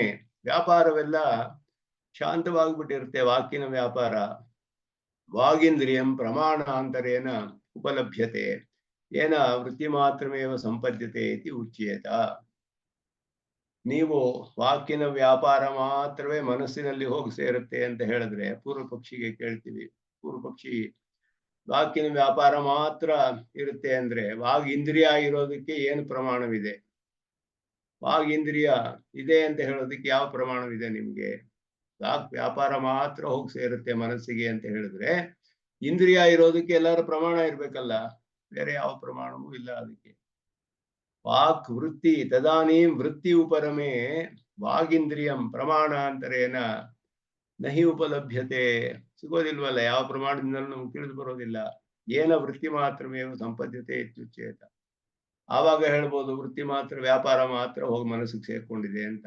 ಬೇರೆ ಯಾವ್ದಾದ್ರು ಪ್ರಮಾಣದಲ್ಲಿ ವಾಗೀಂದ್ರಿಯ ಇರುತ್ತೆ ಅಂತ ತಿಳಿದು ಬಂದ್ರೆ, ಆದರೆ ಹಾಗೆ ಯಾವ ಪ್ರಮಾಣವೂ ಇಲ್ಲ. ಆದ್ದರಿಂದ ಯದುಕ್ತಂ ಮನಸಃ ವಾಕ್ ಪ್ರಕೃತಿತ್ವ ಅಭಾವಾತ್ ವಾಚಃ ಮನಸಿ ಸಂಪತ್ತಿ ನೋಪಪದ್ಯತೆ ಇತಿ ತತ್ ವಾಂಗ್ ಮನಸಿ ಸಂಪತ್ತಿದೆ ಇತಿ ವಚನಾತ್ ಮನಸ ವಾಕ್ ಸಂಯುಜ್ಯತೆ ನತು ತತ್ರ ಲೀಯತೆ ಇತಿ ಪರಿಹರ್ತವ್ಯಂ. ಮನಸ್ಸಿಗೆ ವಾಕ್ ಪ್ರಕೃತಿತ್ವ ಇಲ್ಲ, ಆದ್ದರಿಂದ ವಾಗ್ ಇಂದ್ರಿಯ ಹೋಗಿ ಸೇರ್ಕೊಳಕ್ ಆಗೋದಿಲ್ಲ ಮನಸ್ಸಿಗೆ. ಅಂದ್ರೆ ವಾಕ್ ವ್ಯಾಪಾರಕ್ಕೂ ಅದು ಪ್ರಕೃತಿತ್ವ ಇಲ್ಲ, ಅದು ಹೋಗಲು ಸೇರ್ಕೊಳಕ್ ಆಗೋದಿಲ್ಲ ಸಂಯೋಗದಿಂದ. ಪೂರ್ವ ಪಕ್ಷಿ ಹೇಳ್ತಾನೆ, ನೀವು ಇಂದ್ರಿಯಾನೇ ಸ್ವರೂಪದಲ್ಲಿ ಹೋಗಿ ಸೇರ್ಕೊಳ್ಳುತ್ತೆ ವಾಕ್ಯ ಅಂತ ಹೇಳ್ತಿರಲ್ಲ, ಎಲ್ಲಿ ಕಾರ್ಯಕಾರಣ ಭಾವ ಇದೆ? ವ್ಯಾಪಾರ ಆದ್ರೆ ಹೇಗ್ ಬೇಕಾದ್ರೆ ಅರ್ಥ ಮಾಡ್ಕೋಬಹುದು, ಆದ್ರೆ ಸ್ವರೂಪದಲ್ಲಿಯೇ ಹೋಗಿ ವಾಗೀಂದ್ರಿಯ ಸೇರ್ಬೇಕಾದ್ರೆ ಕಾರ್ಯಕಾರಣ ಭಾವ ಸ್ಪಷ್ಟವಾಗಿ ಇರ್ಬೇಕಲ್ಲ ಅಂತ ಹೇಳಿದ್ರೆ ಅಲ್ಲಿಯೂ ಕೂಡ ನಾವು ಸಂಪತ್ತಿ ಅನ್ನೋದಕ್ಕೆ ಮುಖ್ಯಾರ್ಥ ತಗೊಳಕ್ಕಾಗಲ್ಲ, ಅಲ್ಲಿ ಲಕ್ಷಣಾರ್ಥವನ್ನೇ ತಗೊಳ್ಬೇಕು. ಸಂಯೋಗ ಅನ್ನೋದೇ ಸ್ವೀಕಾರ ಮಾಡ್ಬೇಕಾಗುತ್ತೆ. ಇಲ್ಲಿ ಅಂದ್ರೆ ವಿರೋಧ ಬರುತ್ತೆ. ಕಾರ್ಯಕಾರಣ ಭಾವ ಇಲ್ಲೇ ಇರೋದು ನಾವು ಅದನ್ನ ಒಪ್ಕೊಂಡಿರೋದ್ರಿಂದ ಅಲ್ಲಿ ಲಯ ಅನ್ನುವ ಅರ್ಥ ಹೇಳಕ್ಕಾಗೋದಿಲ್ಲ. ಆದ್ದರಿಂದ ವಾಕ್ ಪ್ರಕೃತಿತ್ವ ಅಭಾವಾತ್ ವಾಚಃ ಮನಸ್ಸು ಸಂಪತ್ತಿ, ವಾಗ್ ಇಂದ್ರಿಯ ಸೇರ್ಕೊಳ್ಳುತ್ತೆ ಅಂತ ಹೇಳಿದ್ರೆ ಸಂಪತ್ತಿ ಅನ್ನೋದಕ್ಕೆ ಲಯ ಅನ್ನುವ ಅರ್ಥ ಇಲ್ಲ ಇಲ್ಲಿ. ವಾಗ್ ಮನಸಿ ಸಂಪದ್ಯತೆ ಇತಿ ವಚನಾತ್ ಮನಸಃ ವಾಕ್ ಸಂಯುಜ್ಯತೆ. ಮನಸಃ ವಾಕ್ ಸಂಯುಜ್ಯತೆ. ಸಂಯೋಗ ಸಂಯುಜ್ಯತೆ ಅಂದ್ರೆ ಸಂಯೋಗ ಅಂದ್ರೆ ಒಂದಕ್ಕೊಂದು ಸೇರಿ ಇರುತ್ತೆ ಹೊರತು ಲಯವಾಗೋದಿಲ್ಲ. ಸ್ವರೂಪ ನಾಶವಿಲ್ಲ, ಸೇರಿ ಇರುತ್ತೆ. ಎರಡು ಕೂಡ ಎರಡು ಪದಾರ್ಥಗಳು ಇರುತ್ತೆ, ಒಂದಕ್ಕೊಂದು ಸೇರಿ ಇರುತ್ತೆ. ನತು ತತ್ರ ಲೀಯತೆ, ಲಯವಾಗೋದಿಲ್ಲ ಇತಿ ಪರಿಹರ್ತವ್ಯ. ಆದ್ದರಿಂದ ಇಲ್ಲಿ ಮೊದಲ ಹಂತ ಉತ್ಕ್ರಮಣದಲ್ಲಿ ಏನು ಅಂದ್ರೆ ವಾಗ್ ಇಂದ್ರಿಯ ಹೋಗಿ ಮನಸ್ಸಿಂದ್ರಿಯವನ್ನು ಸೇರಿಕೊಂಡು ಇರುತ್ತೆ, ಅದುವೇ ಅವನ ವ್ಯಾಪಾರವು ನಿಂತು ಹೋಗುತ್ತೆ. ಅದರಿಂದ ಅದೇನು ಹೇಳಬೇಕಾಗಿಲ್ಲ ಸ್ಪಷ್ಟವಾಗಿ. ಮನಸ್ಸೇಂದ್ರಿಯವನ್ನು ಹೋಗಿ ಸೇರ್ಕೊಂಡು ಅದರ ಜೊತೆ ಸಂಯೋಗದಿಂದ ಸೇರಿ ಇರುತ್ತೆ ಅನ್ನೋದು ಮೊದಲ ಫಸ್ಟ್ ಸ್ಟೆಪ್. ಇದು ಮೊದಲ ಹೆಜ್ಜೆ ಮರಣದಲ್ಲಿ ಉತ್ಕ್ರಾಂತಿಯಲ್ಲಿ ಆಗುವಂತಹದ್ದು. ಅದಾದ್ಮೇಲೆ ಅತಏವ ಸರ್ವಾಣಿ ಅನು ಯತಃ ವಾಚಃ ಮನಸಾ ಸಂಯೋಗ ಮಾತ್ರಂ ಸಂಪತ್ತಿ ನತು ಲಯಃ ಅತಏವ ವಾಚಮನು ಸರ್ವೇಷಾಂ ಇಂದ್ರಿಯಾಣಾಂ ಮನಸಿ ಸಂಪತ್ತಿ ಶ್ರುತಿ ಉಪಪದ್ಯತೆ. ಅದು ಎಲ್ಲಾ ಇಂದ್ರಿಯಗಳು ಅದ್ರ ಹೋಗಿಯೇ ಸೇರ್ಕೊಂಡಿರುತ್ತೆ ಅದರೊಡನೆ ಅಂತಾನೆ ಅರ್ಥ. ಅದಕ್ಕೆ ವಾಕ್ಗೆ ಸಂಯೋಗ ಅನ್ನೋದನ್ನು ನಿರೂಪಣೆ ಮಾಡಿದ ಮೇಲೆ ಮನಸ್ಸಿಗೆ ಹೋಗಿ ಸೇರಿದಾಗ ಬರೀ ವಾಕ್ ಇಂದ್ರಿಯ ಮಾತ್ರ ಹೋಗುತ್ತೆಯೇ, ಮಿಕ್ಕ ಇಂದ್ರಿಯಗಳೇನಾಗುತ್ತೆ ಅನ್ನುವ ಪ್ರಶ್ನೆ ಬರುತ್ತೆ. ಎಲ್ಲಾ ಇಂದ್ರಿಯಗಳು ಹೋಗಿ ಸೇರಿರುತ್ತೆ ಅಂತ ಅರ್ಥ. ವಾಚಮನು, ವಾಕಿನ ಜೊತೆಗೆ ಅಂತ ಅರ್ಥ. ಅದರ ವಾಕಿನ ಜೊತೆಗೆ ಅನು ಅಂತ ಹೇಳೋದು ಇಲ್ಲಿ ಕರ್ಮ ಪ್ರವಚನೀಯ ಅಂತ ಹೇಳ್ತೀವಿ, ಅಡ್ವರ್ಬ್. ಆ ರೀತಿಯಲ್ಲಿ ಹೇಳಿದೆ. ವಾಕ್ ಆದ ಮೇಲೆ ವಾಚ ಪಶ್ಚಾತ್ ಅದನ್ನು ಹೋಗಿ ಸೇರ್ಕೊಳ್ಳೋದು, ಅದ್ರ ಜೊತೆ ಹೋಗುತ್ತೆ. ಅದ್ರಾದ್ಮೇಲೆ ವಾಕ್ ಹೊರಟ ಮೇಲೆ ಅದ್ರ ಹಿಂದೆ ಇವುಗಳು ಎಲ್ಲ ಹೋಗಿ ಸೇರ್ಕೊಳ್ಳುತ್ತೆ ಅಂತ ಹೇಳಿ, ವಾಚಮನು ಸರ್ವೇಷಾಂ ಇಂದ್ರಿಯಾಣಾಂ ಮನಸ್ಸಿ ಸಂಪತ್ತಿ. ವಾಕನ್ನ ಫಾಲೋ ಮಾಡುತ್ತವೆ ಎಲ್ಲ. ಅದಾದ್ಮೇಲೆ ಇವುಗಳು ಕೂಡ ಎಲ್ಲಾ ಇಂದ್ರಿಯಗಳು ಕೂಡ ಮನಸ್ಸಿನಲ್ಲಿ ಹೋಗಿ ಮನಸ್ಸಿ ಸಂಪತ್ತಿ ಶ್ರುತಿ ಹೋಗಿ ಸೇರ್ಕೊಳ್ಳೋದು. ಅದು ಉಪಪನ್ನವೇ ಆಗುತ್ತೆ. ಯಾಕೆ ಅಂದ್ರೆ ಎಲ್ಲಾ ಇಂದ್ರಿಯಗಳು ಮನಸ್ಸಿನಲ್ಲಿ ಹೋಗಿ ಅದರೊಡನೆ ಸೇರಿ ಇರುತ್ತವೆ ಎಲ್ಲ ಒಟ್ಟಿಗೆ. ಒಂದು ದೇಹದಿಂದ ಒಂದು ದೇಹದ ಹೋಗುವಾಗೂ ಹೀಗೆಯೇ. ಇದನ್ನ ತದಂತರ ಪ್ರತಿಪತ್ತಿ ಅಧಿಕರಣದಲ್ಲಿ ವಿಚಾರ ಮಾಡಿದ್ರು. ತದಂತರ ಪ್ರತಿಪತ್ತವರಮತಿ ಸಂಪರಿಶ್ವಕ್ತಃ ಪ್ರಶ್ನ ನಿರೂಪಣಾಭ್ಯಾಮ್ ಅಂತ ಹೇಳಿ ಸೂತ್ರದಲ್ಲಿ ಸಂಪರಿಶ್ವಕ್ತಃ ಅಂದ್ರೆ ಭೂತ ಸೂಕ್ಷ್ಮೈ ಸಂಪರಿಶ್ವಕ್ತಃ. ಒಬ್ಬ ಜೀವಾತ್ಮನು ಮರಣ ಹೊಂದಿ ಒಂದು ದೇಹದಿಂದ ಇನ್ನೊಂದು ದೇಹಕ್ಕೆ ಹೋಗಬೇಕು. ಅವನು ಇನ್ನೂ ಅನೇಕ ಜನ್ಮಗಳಿರುವಂತಹ ಉಪಾಸಕರ ಅಲ್ಲದೆ ಇರುವ ವಿಷಯದಲ್ಲಿ ಅವನಿಗೆ ಮರುಜನ್ಮ ಉಂಟಾಗಬೇಕಲ್ಲ, ಇನ್ನೊಂದು ಜನ್ಮಕ್ಕೆ ಇನ್ನೊಂದು ದೇಹ ತೆಗೆದುಕೊಳ್ಬೇಕಲ್ಲ. ಈ ದೇಹದಿಂದ ಏನೇನು ತಗೊಂಡು ಹೋಗ್ತಾನೆ ಇವನು, ಹೋಗ್ತಾ ಎಲ್ಲ 21 ವಿಷಯ ಅವನ ಹಿಂದೆ ಹೋಗುತ್ತವೆ. ಎಲ್ಲ ತಗೊಂಡು ಹೋಗ್ತಾನೆ. ಒಂದು ದೊಡ್ಡ ಬಾಕ್ಸ್ ಅಲ್ಲಿ ನಾವು ಮೂಟೆ ಕಟ್ಕೊಂಡು ಹೋಗೋ ಹಾಗೆ, ನಮ್ಮ ತಂದೆ ಹೇಳೋರು, ಮೂಟೆ ಕಟ್ಕೊಂಡು ಹೋಗ್ತಾನೆ ಇವನು ಎಲ್ಲದನ್ನು. ಒಂದು ಕಡೆಯಿಂದ ಒಂದು ಕಡೆ ಪ್ರಯಾಣಕ್ಕೆ ಹೋಗೋ ಹಾಗೆ ಒಂದು ದೇಹದಿಂದ ಇನ್ನೊಂದು ದೇಹ ಹೋಗುವಾಗ 21 ವಿಷಯ, ಪಂಚಭೂತ ಸೂಕ್ಷ್ಮಗಳು, ಏಕಾದಶ ಸೂಕ್ಷ್ಮ ಇಂದ್ರಿಯಗಳು, ಪಂಚ ಪ್ರಾಣ ಸೂಕ್ಷ್ಮಗಳು ಎಲ್ಲವನ್ನು ತೆಗೆದುಕೊಂಡು ಹೋಗ್ತಾನೆ. 21 ವಿಷಯಗಳು ಎಲ್ಲ ಸೂಕ್ಷ್ಮ. ಅಲ್ಲಿ ಹೋಗಿ ಅವನು ಹೊಸದಾಗಿ ಹುಡುಕ್ಬೇಕಾಗಿಲ್ಲ. ಇಂದ್ರಿಯಗಳು ಪಂಚಭೂತಗಳು ಎಲ್ಲ ಇವನ ಜೊತೆಯೇ ಇರುತ್ತೆ. ಅಲ್ಲಿ ಹೋಗಿ ಎಲ್ಲ ಸ್ಥೂಲಾವಸ್ಥೆಗೆ ಬರುತ್ತೆ. ಆದ್ದರಿಂದ ಇವನು ತನ್ನ ಹಿಂದೆ ಅವನ ಹಿಂದೆಯೇ ಎಲ್ಲ ಹಿಂಬಾಲಿಸ್ಕೊಂಡು ಹೋಗುತ್ತೆ. ಜೀವನ ಹಿಂದೆ ಪ್ರಾಣದ ಹಿಂದೆ ಇಂದ್ರಿಯಗಳೆಲ್ಲ ಅದನ್ನು ಅನುಸರಿಸಿ ಹೋಗುತ್ತೆ. ಈ ಹೋಗುವಾಗ ಎಲ್ಲವೂ ಒಂದರಲ್ಲಿ ಒಂದು ಸಂಪತ್ತಿ ಎನ್ನುವ ಶಬ್ದ ಹೇಳಿದೆ. ಸಂಪದ್ಯತೆ ಅಂದ್ರೆ ಮುಖ್ಯ ಅರ್ಥದಲ್ಲಿ ಲಯ ಅನ್ನುವ ಅರ್ಥ ಹೇಳಬೇಕು. ಆದ್ರೆ ಲಯ ಅನ್ನುವ ಅರ್ಥ ಹೇಳಿದ್ರೆ ವಿರೋಧ ಬರೋದ್ರಿಂದ ಬೇರೆ ಶ್ರುತಿಗಳಿಗೆ ವಿರೋಧವಿಲ್ಲದೆ ಇರುವ ಅರ್ಥ ಮಾಡ್ಬೇಕಾದ್ರೆ ಇಲ್ಲಿ ಲಕ್ಷಣಾರ್ಥವನ್ನ ಸ್ವೀಕಾರ ಮಾಡಿ ಸಂಯೋಗ ಅನ್ನುವ ಅರ್ಥ ಮಾಡ್ಬೇಕು. ಸೇರಿ ಇರುತ್ತೆ ಎರಡು ಅಂತ ಹೇಳಿ, ವಾಕ್ಗೆ ಹೇಗೆ ಮನಸ್ಸಿನೊಡನೆ ಹೋಗಿ ಸಂಯೋಗ ಹೊಂದುತ್ತೋ ಅದೇ ರೀತಿ ಅದಾದ ಮೇಲೆ ಎಲ್ಲಾ ಇಂದ್ರಿಯಗಳು ಕೂಡ ಮನಸ್ಸಿನಲ್ಲಿ ಹೋಗಿ ಸೇರ್ಕೊಳ್ಳುತ್ತೆ. ಅದು ಶ್ರುತಿಯಲ್ಲಿ ಹೇಳಿದೆ. ತಸ್ಮಾದುಪಶಾಂತ ತೇಜಾ ಪುನರ್ಭವಂ ಇಂದ್ರಿಯೈಃ ಮನಸಿ ಸಂಪದ್ಯಮಾನೈಃ. ಮನಸಿ ಸಂಪದ್ಯಮಾನೈಃ ಇಂದ್ರಿಯೈಃ ಉಪಶಾಂತ ತೇಜಾ ಪುನರ್ಭವಂ ಪಡೆದುಕೊಳ್ತಾನೆ ಅಂತ ಅರ್ಥ. ಬೇರೆ ಇನ್ನೊಂದು ಜನ್ಮವನ್ನು ಹೊಂದುತ್ತಾನೆ. ಇವನ ಎಲ್ಲ ಶಾಂತವಾಗಿ ಬಿಡುತ್ತೆ ಈ ದೇಹದಲ್ಲಿ. ಆಗ ಸಂಪದ್ಯಮಾನೈಃ ಇಂದ್ರಿಯೈಃ, ಇವನಿನ ಜೊತೆನೆ ಎಲ್ಲ ಸೇರ್ಕೊಂಡು ಬರುವಂತ ಸಂಪದ್ಯಮಾನೈಃ. ಇಲ್ಲಿ ಸಂಪತ್ತಿ ಎನ್ನುವ ಶಬ್ದ ಇದೆ. ಸಂಪದ್ಯಮಾನೈಃ ಅಲ್ಲಿಯೂ ಸಂಯೋಗ ಅನ್ನುವ ಅರ್ಥ. ಮನಸ್ಸಿ ಸಂಪದ್ಯಮಾನೈಃ ಇಂದ್ರಿಯೈಃ, ಮನಸ್ಸಿನೊಡನೆ ಹೋಗಿ ಸೇರ್ಕೊಳ್ಳುವ ಇಂದ್ರಿಯಗಳೊಡನೆ ಬೇರೆ ದೇಹವನ್ನು ಹೋಗಿ ಸೇರಿ ಅಲ್ಲಿ ಜನ್ಮವನ್ನು ಪಡೆದುಕೊಳ್ತಾನೆ ಎನ್ನುವ ಶ್ರುತಿ ಅದಕ್ಕೂ ಕೂಡ ಉಪಪನ್ನವಾಗುತ್ತೆ. ಈ ರೀತಿ ಅರ್ಥ ಮಾಡಿದ್ರೇನೆ ಅದಕ್ಕೆ ಉಪಪನ್ನವಾಗುತ್ತೆ ಅನ್ನೋದನ್ನ ಈ ಭಾಗಾಧಿಕರಣವನ್ನ ಇಲ್ಲಿ ಮುಗಿಸಿದ್ರು. ವಾಕು ಅದರ ಜೊತೆ ಇಂದ್ರಿಯಗಳು ಎಲ್ಲವೂ ಕೂಡ ಮನಸ್ಸಿನಲ್ಲಿ ಸೇರಿ ಮನಸ್ಸಿನೊಡನೆ ಮುಂದಿನ ಪ್ರೊಸೆಷನ್ ಫಾಲೋ ಮಾಡುತ್ತೆ. ಮುಂದಿನ ಹೆಜ್ಜೆ ಅದಾದ್ಮೇಲೆ ಏನು, ತನ್ಮನಃ ಪ್ರಾಣ ಉತ್ತರಾತ್. ತನ್ಮನಃ ಪ್ರಾಣೇ, ಮನಃ ಪ್ರಾಣೇ, ಪ್ರಾಣಃ ತೇಜಸಿ, ತೇಜಃ ಪರಸ್ಯಾಂ ದೇವತಾಯಾಂ. ಶ್ರುತಿ ಹೇಳುವಾಗ ಮನಸ್ಸಿ ಸಂಪದ್ಯತೆ ಮನಃ ಪ್ರಾಣೇ, ಎರಡನೇ ಹಂತ ಪ್ರಾಣದಲ್ಲಿ ಹೋಗಿ ಸೇರ್ಕೋಬೇಕಿದೆಲ್ಲ. ಮನಸ್ಸು ಅದನ್ನು ಸೇರಿರುವಂತಹ 10 ಇಂದ್ರಿಯಗಳು, ಮಿಕ್ಕ 10 ಇಂದ್ರಿಯಗಳು ಇವೆಲ್ಲವೂ ಹೋಗಿ ಪ್ರಾಣವನ್ನು ಹೋಗಿ ಸೇರುತ್ತವೆ. ಪ್ರಾಣೇ ಅಂತ ಹೇಳಲ್ಪಟ್ಟಿದೆ. ತತ್ ಸರ್ವೇಂದ್ರಿಯ ಸಂಯುಕ್ತಂ ಮನಃ. 5 ಕರ್ಮೇಂದ್ರಿಯಗಳು 5 ಜ್ಞಾನೇಂದ್ರಿಯಗಳನ್ನು ಸೇರಿದ ಮನಸ್ಸು ಪ್ರಾಣೇ ಸಂಪದ್ಯತೆ. ಇಲ್ಲಿಯೂ ಸಂಪತ್ತಿ ಎನ್ನುವ ಶಬ್ದವೇ ಇದೆ. ಪ್ರಾಣೇನ ಸಂಯುಜ್ಯತೆ ನ ಮನೋವೃತ್ತಿ ಮಾತ್ರಂ. ಇಲ್ಲಿಯೂ ಕೂಡ ವಾಕಿನ ವ್ಯಾಪಾರ ಅಂತ ಹಿಂದೆ ಪೂರ್ವಪಕ್ಷಿ ಹೇಳಿದಾಗೆ ಬರೀ ಮನಸ್ಸಿನ ವ್ಯಾಪಾರವಲ್ಲ, ಇಂದ್ರಿಯವೇ ಹೋಗಿ ಸೇರ್ಕೊಳ್ಳುತ್ತೆ. ಮನಸ್ಸು ಅನ್ನೋದು ಒಂದು ಇಂದ್ರಿಯ, ಸೂಕ್ಷ್ಮವಾದದ್ದು, ದೇಹದಲ್ಲಿದೆ, ಅಚೇತನ. ಅದು ಒಂದು ಪದಾರ್ಥ. 10 ಇಂದ್ರಿಯಗಳು ಅಚೇತನ ಪದಾರ್ಥಗಳು, ಎಲ್ಲ ಸಬ್ಸ್ಟೆನ್ಸಸ್, ಎಲ್ಲ ಪ್ರಕೃತಿಯ ಪರಿಣಾಮ ವಿಶೇಷಗಳು. ಅದೆಲ್ಲವೂ ಕೂಡ ಅದಕ್ಕೆ ವಿಶೇಷವಾದ ಶಕ್ತಿಗಳಿದೆ ಇಂದ್ರಿಯಗಳಿಗೆಲ್ಲ. ಅದೆಲ್ಲ ಇಲ್ಲಿ ಒಳಗಡೆ ವ್ಯಾಪಾರ ಮಾಡ್ತಾ ಇರುತ್ತೆ ಜೀವಾತ್ಮನು ಇರೋವಾಗ. ಇದೆಲ್ಲ ಹೋಗಿ ಮನಸ್ಸಿನ ವೃತ್ತಿ ಮಾತ್ರ, ವ್ಯಾಪಾರ ಮಾತ್ರವಲ್ಲ, ಮನಸ್ಸು ಅನ್ನುವ ಪದಾರ್ಥವೇ ಹೋಗಿ ಪ್ರಾಣವನ್ನ ಹೋಗಿ ಸೇರ್ಕೊಳ್ಳುತ್ತೆ. ಪ್ರಾಣವು ಒಂದು ವಾಯು ವಿಶೇಷ, ಅದು ಕೂಡ ಒಂದು ಪ್ರಕೃತಿಯ ಮೂಲ ಪ್ರಕೃತಿಯ ಪರಿಣಾಮ ವಿಶೇಷವೇ ಅದು. ಅದು ಕೂಡ ಅಹಂಕಾರ ತತ್ವದಿಂದ ಉಂಟಾಗುವಂತಹದ್ದು. ಅದು ಪ್ರಾಣ ಅನ್ನೋದು ರಾಜಸ ತಾಮಸ ಅಹಂಕಾರದಿಂದ ಉಂಟಾಗುತ್ತೆ.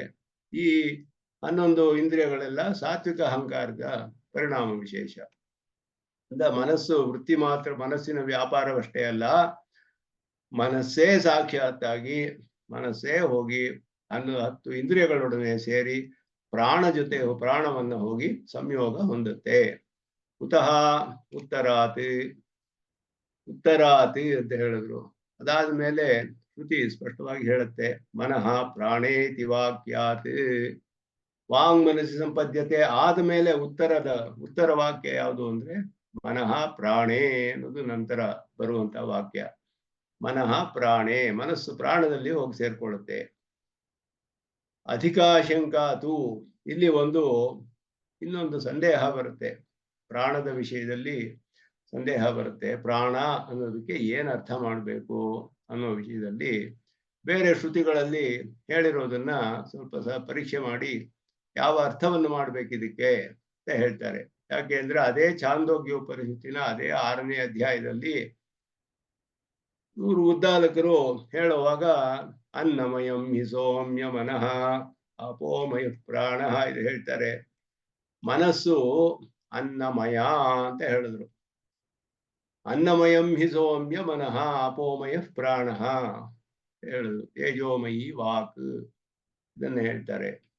ಇಲ್ಲಿ ಮಯಟ್ ಅನ್ನುವ ಶಬ್ದ ಪ್ರತ್ಯಯ ಬಂದಿದೆ. ಅನ್ನಮಯ, ಪ್ರಾಣಮಯ, ಆನಂದಮಯ, ಅನ್ನಮಯ ಅಂತ ಬಂತಲ್ಲ ತೈತಿರಿಯ ಉಪನಿಷತ್ತಲ್ಲಿ ಬರುತ್ತೆ. ಆನಂದಮಯಾಧಿಕರಣದಲ್ಲಿ ಅನ್ನಮಯ, ಪ್ರಾಣಮಯ, ಮನೋಮಯ, ವಿಜ್ಞಾನಮಯ, ಆನಂದಮಯ ಎಲ್ಲದರಲ್ಲಿಯೂ ಮಯಟ್ ಪ್ರತ್ಯಯಗಳು ಬರುತ್ತೆ. ಆ ಮಯಟ್ ಪ್ರತ್ಯಯಗಳಿಗೆ 3 ಅರ್ಥದಲ್ಲಿ ಬರುತ್ತೆ. ಮಯಟ್ ಪ್ರತ್ಯಯ ಸ್ವಾರ್ಥ ಅನ್ನೋದು ಒಂದು, ಪ್ರಾಚುರ್ಯಾರ್ಥ ಅನ್ನೋದು ಒಂದು, ವಿಕಾರಾರ್ಥ ಅನ್ನೋದು 3 ಅರ್ಥಗಳಲ್ಲಿ ಬರುತ್ತೆ.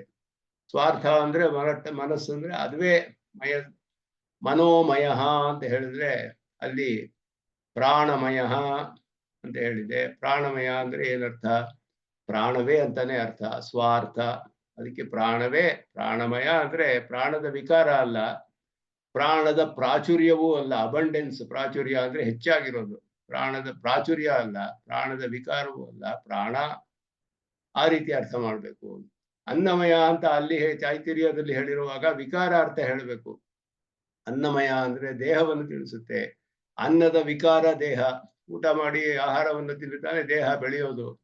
ಅನ್ನದ ವಿಕಾರವೇ ದೇಹ. ಅಲ್ಲಿ ತೈತಿರಿಯ ಉಪನಿಷತ್ತಲ್ಲಿ ಹೇಳಿರುವಂತಹ ಅನ್ನಮಯ ಶಬ್ದಕ್ಕೆ ಮಯಟ್ಟು ವಿಕಾರ ಅನ್ನುವ ಅರ್ಥದಲ್ಲಿ ಬರುತ್ತೆ. ಅನ್ನದ ವಿಕಾರ ಅಂತ ಅರ್ಥ. ಅನ್ನಮಯೋ ಯಜ್ಞ ಅಂತ ಪ್ರಯೋಗವಿದೆ. ಒಂದು ಯಾಗವನ್ನು ಮಾಡಿದಾಗ ಒಳ್ಳೆ ಅನ್ನಮಯವಾಗಿತ್ತು ಯಜ್ಞ ಅಂತ ಹೇಳಿದ್ರೆ ಅನ್ನದ ವಿಕಾರವಲ್ಲ ಯಜ್ಞ, ಅನ್ನದ ಪ್ರಾಚುರ್ಯ. ಎಷ್ಟು ಸಾವಿರಾರು ಜನಕ್ಕೆ ಅನ್ನ ಸಂತರ್ಪಣೆ ನಡೀತು ಆ ಯಜ್ಞದಲ್ಲಿ. ಹೇಳುವಾಗ ರಾಮಾಯಣದಲ್ಲಿ ಅಶ್ವಮೇಧ ಯಾಗ ಎಲ್ಲ ನಡೆಯುವಾಗ ಆರಂಭದಲ್ಲಿ ಬರುತ್ತೆ.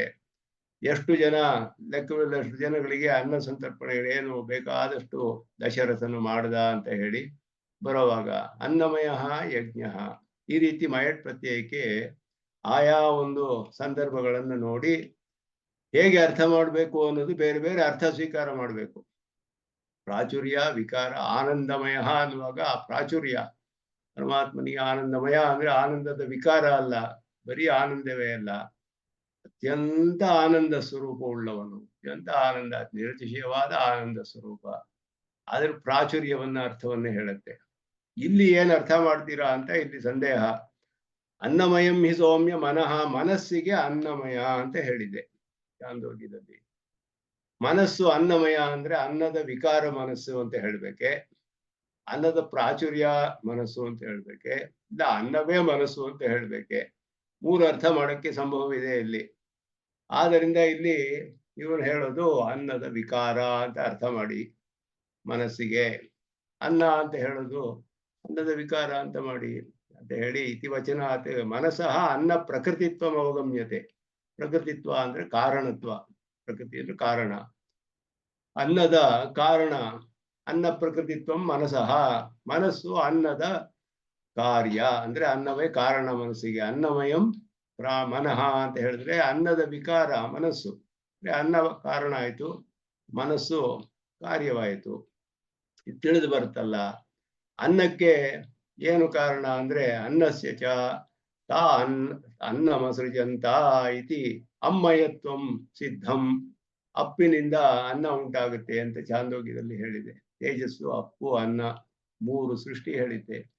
ಪಂಚಭೂತಗಳಲ್ಲಿ ಆಕಾಶ, ವಾಯು, ತೇಜಸ್ಸು, ಅಪ್ಪು ಮತ್ತೆ ಪೃಥಿವಿ ಅನ್ನುವಾಗ ಅನ್ನ ಅನ್ನುವ ಶಬ್ದ ಬರುತ್ತೆ ಛಾಂದೋಗ್ಯ ಉಪನಿಷತ್ತಲ್ಲಿ. ತೇಜೋಬನ್ನ, ತೇಜಸ್ಸು, ಅಪ್ಪು, ಅನ್ನ ಮೂರು ಹೇಳಲ್ಪಟ್ಟಿದೆ. ತೇಜ ಐಕ್ಷತ, ತೇಜ ಐಕ್ಷಂತ, ತೇಜ ಸೃಷ್ಟಿ ಇದು ಮಾಡಿ ತೇಜ ಐಕ್ಷತ, ತೇಜಸ್ಸು ಸಂಕಲ್ಪ ಮಾಡಿದಂತೆ. ಅನ್ನ ಮಸೃಜ, ಅದು ಅಪ್ಪು ಆಪಹ ಸೃಜಂತ, ಆಪಹ ಸೃಜತ, ಅಪ್ಪನ್ನು ಸೃಷ್ಟಿ ಮಾಡ್ತು. ಆಪ ಐಕ್ಷಂತ, ಅಪ್ ತತ್ವವು ಸಂಕಲ್ಪ ಮಾಡಿ ಅನ್ನ ಮಸೃಜಂತ, ಅನ್ನವನ್ನು ಸೃಷ್ಟಿ ಮಾಡ್ತು. ಹೀಗೆ ಹೇಳಿದೆ. ಅಲ್ಲಿ ಶಬ್ದಗಳು ಉಪಯೋಗಿಸುವಾಗ ಅಲ್ಲಿ ಹೇಳಿದೆ ಅಂದ್ರೆ ಪೃಥ್ವಿ ಅನ್ನುವ ಶಬ್ದಕ್ಕೆ ಬದಲಾಗಿ ಆಕಾಶಾತ್ ವಾಯು, ವಾಯೋರಗ್ನಿ, ಅಗ್ನೇರಾಪಃ, ಅದ್ಭ್ಯ ಪೃಥಿವಿ, 5 ಪಂಚಭೂತಗಳು. ಆಕಾಶ, ವಾಯು, ತೇಜಸ್ಸು, ಅಪ್ಪು ಮತ್ತೆ ಪೃಥ್ವಿ, 5 ಪಂಚಭೂತಗಳು ಪ್ರಸಿದ್ಧವಾಗಿ. ಈ ಪೃಥ್ವಿಯ ಸ್ಥಾನದಲ್ಲಿ ಅನ್ನ ಅನ್ನುವ ಶಬ್ದ ಛಾಂದೋಗ್ಯದಲ್ಲಿ ಹೇಳಲ್ಪಟ್ಟಿದೆ. ತೇಜಸ್ಸು, ಅಪ್ಪು, ಪೃಥ್ವಿಗೆ ಬದಲು ತೇಜಸ್ಸು, ಅಪ್ಪು, ಅನ್ನ ಅನ್ನುವ ಶಬ್ದ ಬಂದಿದೆ ಅಲ್ಲಿ. ಆಗ ಅನ್ನವು ತೇಜಸ್ಸಿನಿಂದ ಸೃಷ್ಟಿಯಾಗಿದೆ. ಆದ್ದರಿಂದ ಆತ ಅನ್ನಂ ಅಸೃಜಂತ ಅಮ್ಮಯತ್ವಂ ಸಿದ್ಧಂ ಅಂತ ಹೇಳಿದ್ರು. ಅನ್ನಸ್ಯ ತೇಜಸ್ಸಿನಿಂದ ಅನ್ನ ಉತ್ಪನ್ನವಾಗಿದೆ, ಅಪ್ಪಿನಿಂದ ಅನ್ನ ಉತ್ಪನ್ನವಾಗಿದೆ ಅಂತ. ಅನ್ನಂ ಅಂದ್ರೆ ಅಮ್ಮಯತ್ವ ಅಂದ್ರೆ ಅಪ್ಮಯತ್ವ ಅಂತ ಅರ್ಥ. ಅಪ್ಪಿನಿಂದ ತೇಜಸ್ಸು, ಅಪ್ಪು, ಅನ್ನ. ಈ ಒಂದು ಆರ್ಡರ್ ಇಟ್ಕೊಳ್ಳಿ. ತೇಜಸ್ಸು, ಅಪ್ಪು, ಅನ್ನ. ಪಂಚಭೂತಗಳಲ್ಲಿ ಆಕಾಶ, ವಾಯು, ತೇಜಸ್ಸು, ಅಪ್ಪು ತತ್ವ, ಜಲತತ್ವ ಮತ್ತೆ ಪೃಥ್ವಿ ತತ್ವ. 5ರಲ್ಲಿ ಆಕಾಶ, ವಾಯು, ತೇಜಸ್ಸು, ಅಪ್ಪು ಮತ್ತೆ ಅನ್ನ. ಇದು ಛಾಂದೋಗ್ಯದಲ್ಲಿ ಹೇಳಿದ ಪ್ರಕಾರ. ಪೃಥ್ವಿ ಜಾಗದಲ್ಲಿ ಅನ್ನ ಬಂದಿದೆ. ಈ ಅನ್ನಕ್ಕೆ ಯಾವುದು ಕಾರಣ ಅಂದ್ರೆ ಅಪ್ ಕಾರಣ. ಅಪ್ ತತ್ವ ಅಂದ್ರೆ ಜಲತತ್ವ ಕಾರಣ. ಜಲದ ಅನ್ನುವ ಪಂಚಭೂತದಿಂದ ಅನ್ನ ಉಂಟಾಗುತ್ತೆ ಅಂತ ಛಾಂದೋಗ್ಯದಲ್ಲಿ ಹೇಳಿದೆ. ಅನ್ನಕ್ಕೆ ಪೃಥ್ವಿ ಅಂತ ಅರ್ಥ ಅಲ್ಲಿ. ಆದ್ರೆ ಇದು ಅಮ್ಮಯತ್ವ ಅಂದ್ರೆ ಅಪ್ಪಿನ ವಿಕಾರ ಅಂತ ಅರ್ಥ. ಅನ್ನ ಅನ್ನೋದು ಅಪ್ಪಿನ ವಿಕಾರ, ಅನ್ನದ ವಿಕಾರ ಮನಸ್ಸು. ಹೀಗೆ ಹೇಳಲ್ಪಟ್ಟಿದೆ. ಆಪೋಮಯ ಪ್ರಾಣ. ಆಪ ಅಂದ್ರೆ ಜಲದ ತತ್ವ, ಅದನ್ನು ಪ್ರಾಣ. ಇದೆಲ್ಲ ಚ ಅಪ್ರಕೃತಿತ್ವಂ ಪ್ರಾಣಸ್ಯ ಅವಗಮ್ಯತೆ. ಅಪೋಮಯ ಪ್ರಾಣ, ಅಪ್ಪಿನಿಂದ ಪ್ರಾಣ ಉಂಟಾಗಿದೆ. ಹೀಗೆಲ್ಲ ಹೇಳಿದೆ ಛಾಂದೋಗ್ಯದಲ್ಲಿ. ಇದು ಹೇಳಿರೋದು ಎಲ್ಲ ಬೇರೆ ಬೇರೆ ಶಬ್ದಗಳು ಕನ್ಫ್ಯೂಸ್ ಆಗುತ್ತೆ, ಇಲ್ಲಿ ಸಂದೇಹ ಬರುತ್ತೆ. ಅನ್ನದಿಂದ ಅನ್ನದ ವಿಕಾರವೇ ಮನಸ್ಸು ಅಂತ ಹೇಳಿ, ಅದಾದ ಮೇಲೆ ಅನ್ನವು ಯಾವುದರಿಂದ ಉಂಟಾಗುತ್ತೆ ಅಂತ ಹೇಳಿದ್ರೆ ಅಪ್ಪಿನಿಂದ ಅನ್ನ ಉಂಟಾಗುತ್ತೆ. ಅಪ್ಪನ್ನೋದು ಜಲತತ್ವ, ಅನ್ನಕ್ಕೆ ಕಾರಣ. ಮತ್ತೆ ಜಲದಿಂದ ಪ್ರಾಣ ಉಂಟಾಗುತ್ತೆ. ಹೀಗೆಲ್ಲ ಹೇಳಿದೆ ಅದರಲ್ಲಿ. ಅದು ಮಯಟ್ ಶಬ್ದಕ್ಕೆ ವಿಕಾರಾರ್ಥ ಹೇಳಿದ್ರೆ, ಆದ್ರೆ ವಿಕಾರಾರ್ಥ ಅಂತ ಹೇಳಕ್ ಆಗೋದಿಲ್ಲ ಅಲ್ಲಿ. ಅದು ಸಿದ್ಧಾಂತದಲ್ಲಿ ಹೇಳ್ತಾರೆ. ಇದಕ್ಕೆ ಪೋಷಕತ್ವ ಅನ್ನೋ ಅರ್ಥ ಹೇಳ್ಬೇಕು, ಆಪ್ಯಾಯನ ಅನ್ನೋ ಅರ್ಥ ಹೇಳ್ಬೇಕು ಅನ್ನೋದನ್ನ ಹೇಳ್ತಾರೆ. ಅಲ್ಲಿ ಏನು ಉಪದೇಶ ಮಾಡ್ತಾರೆ ಉದ್ದಾಲಕರು ಅಂತ ಹೇಳಿದ್ರೆ, ಆಹಾರ, ನಾವು ತಿನ್ನುವ ಆಹಾರ, ಅದರಲ್ಲಿ ಯಾವ ಯಾವ ಆಹಾರವು ಯಾವ ನಮ್ಮ ದೇಹದ ಧಾತುಗಳ ಮೇಲೆ, ಯಾವ ಪದಾರ್ಥಗಳ ಮೇಲೆ ಒಂದು ಪರಿಣಾಮವನ್ನು ಉಂಟು ಮಾಡುತ್ತೆ.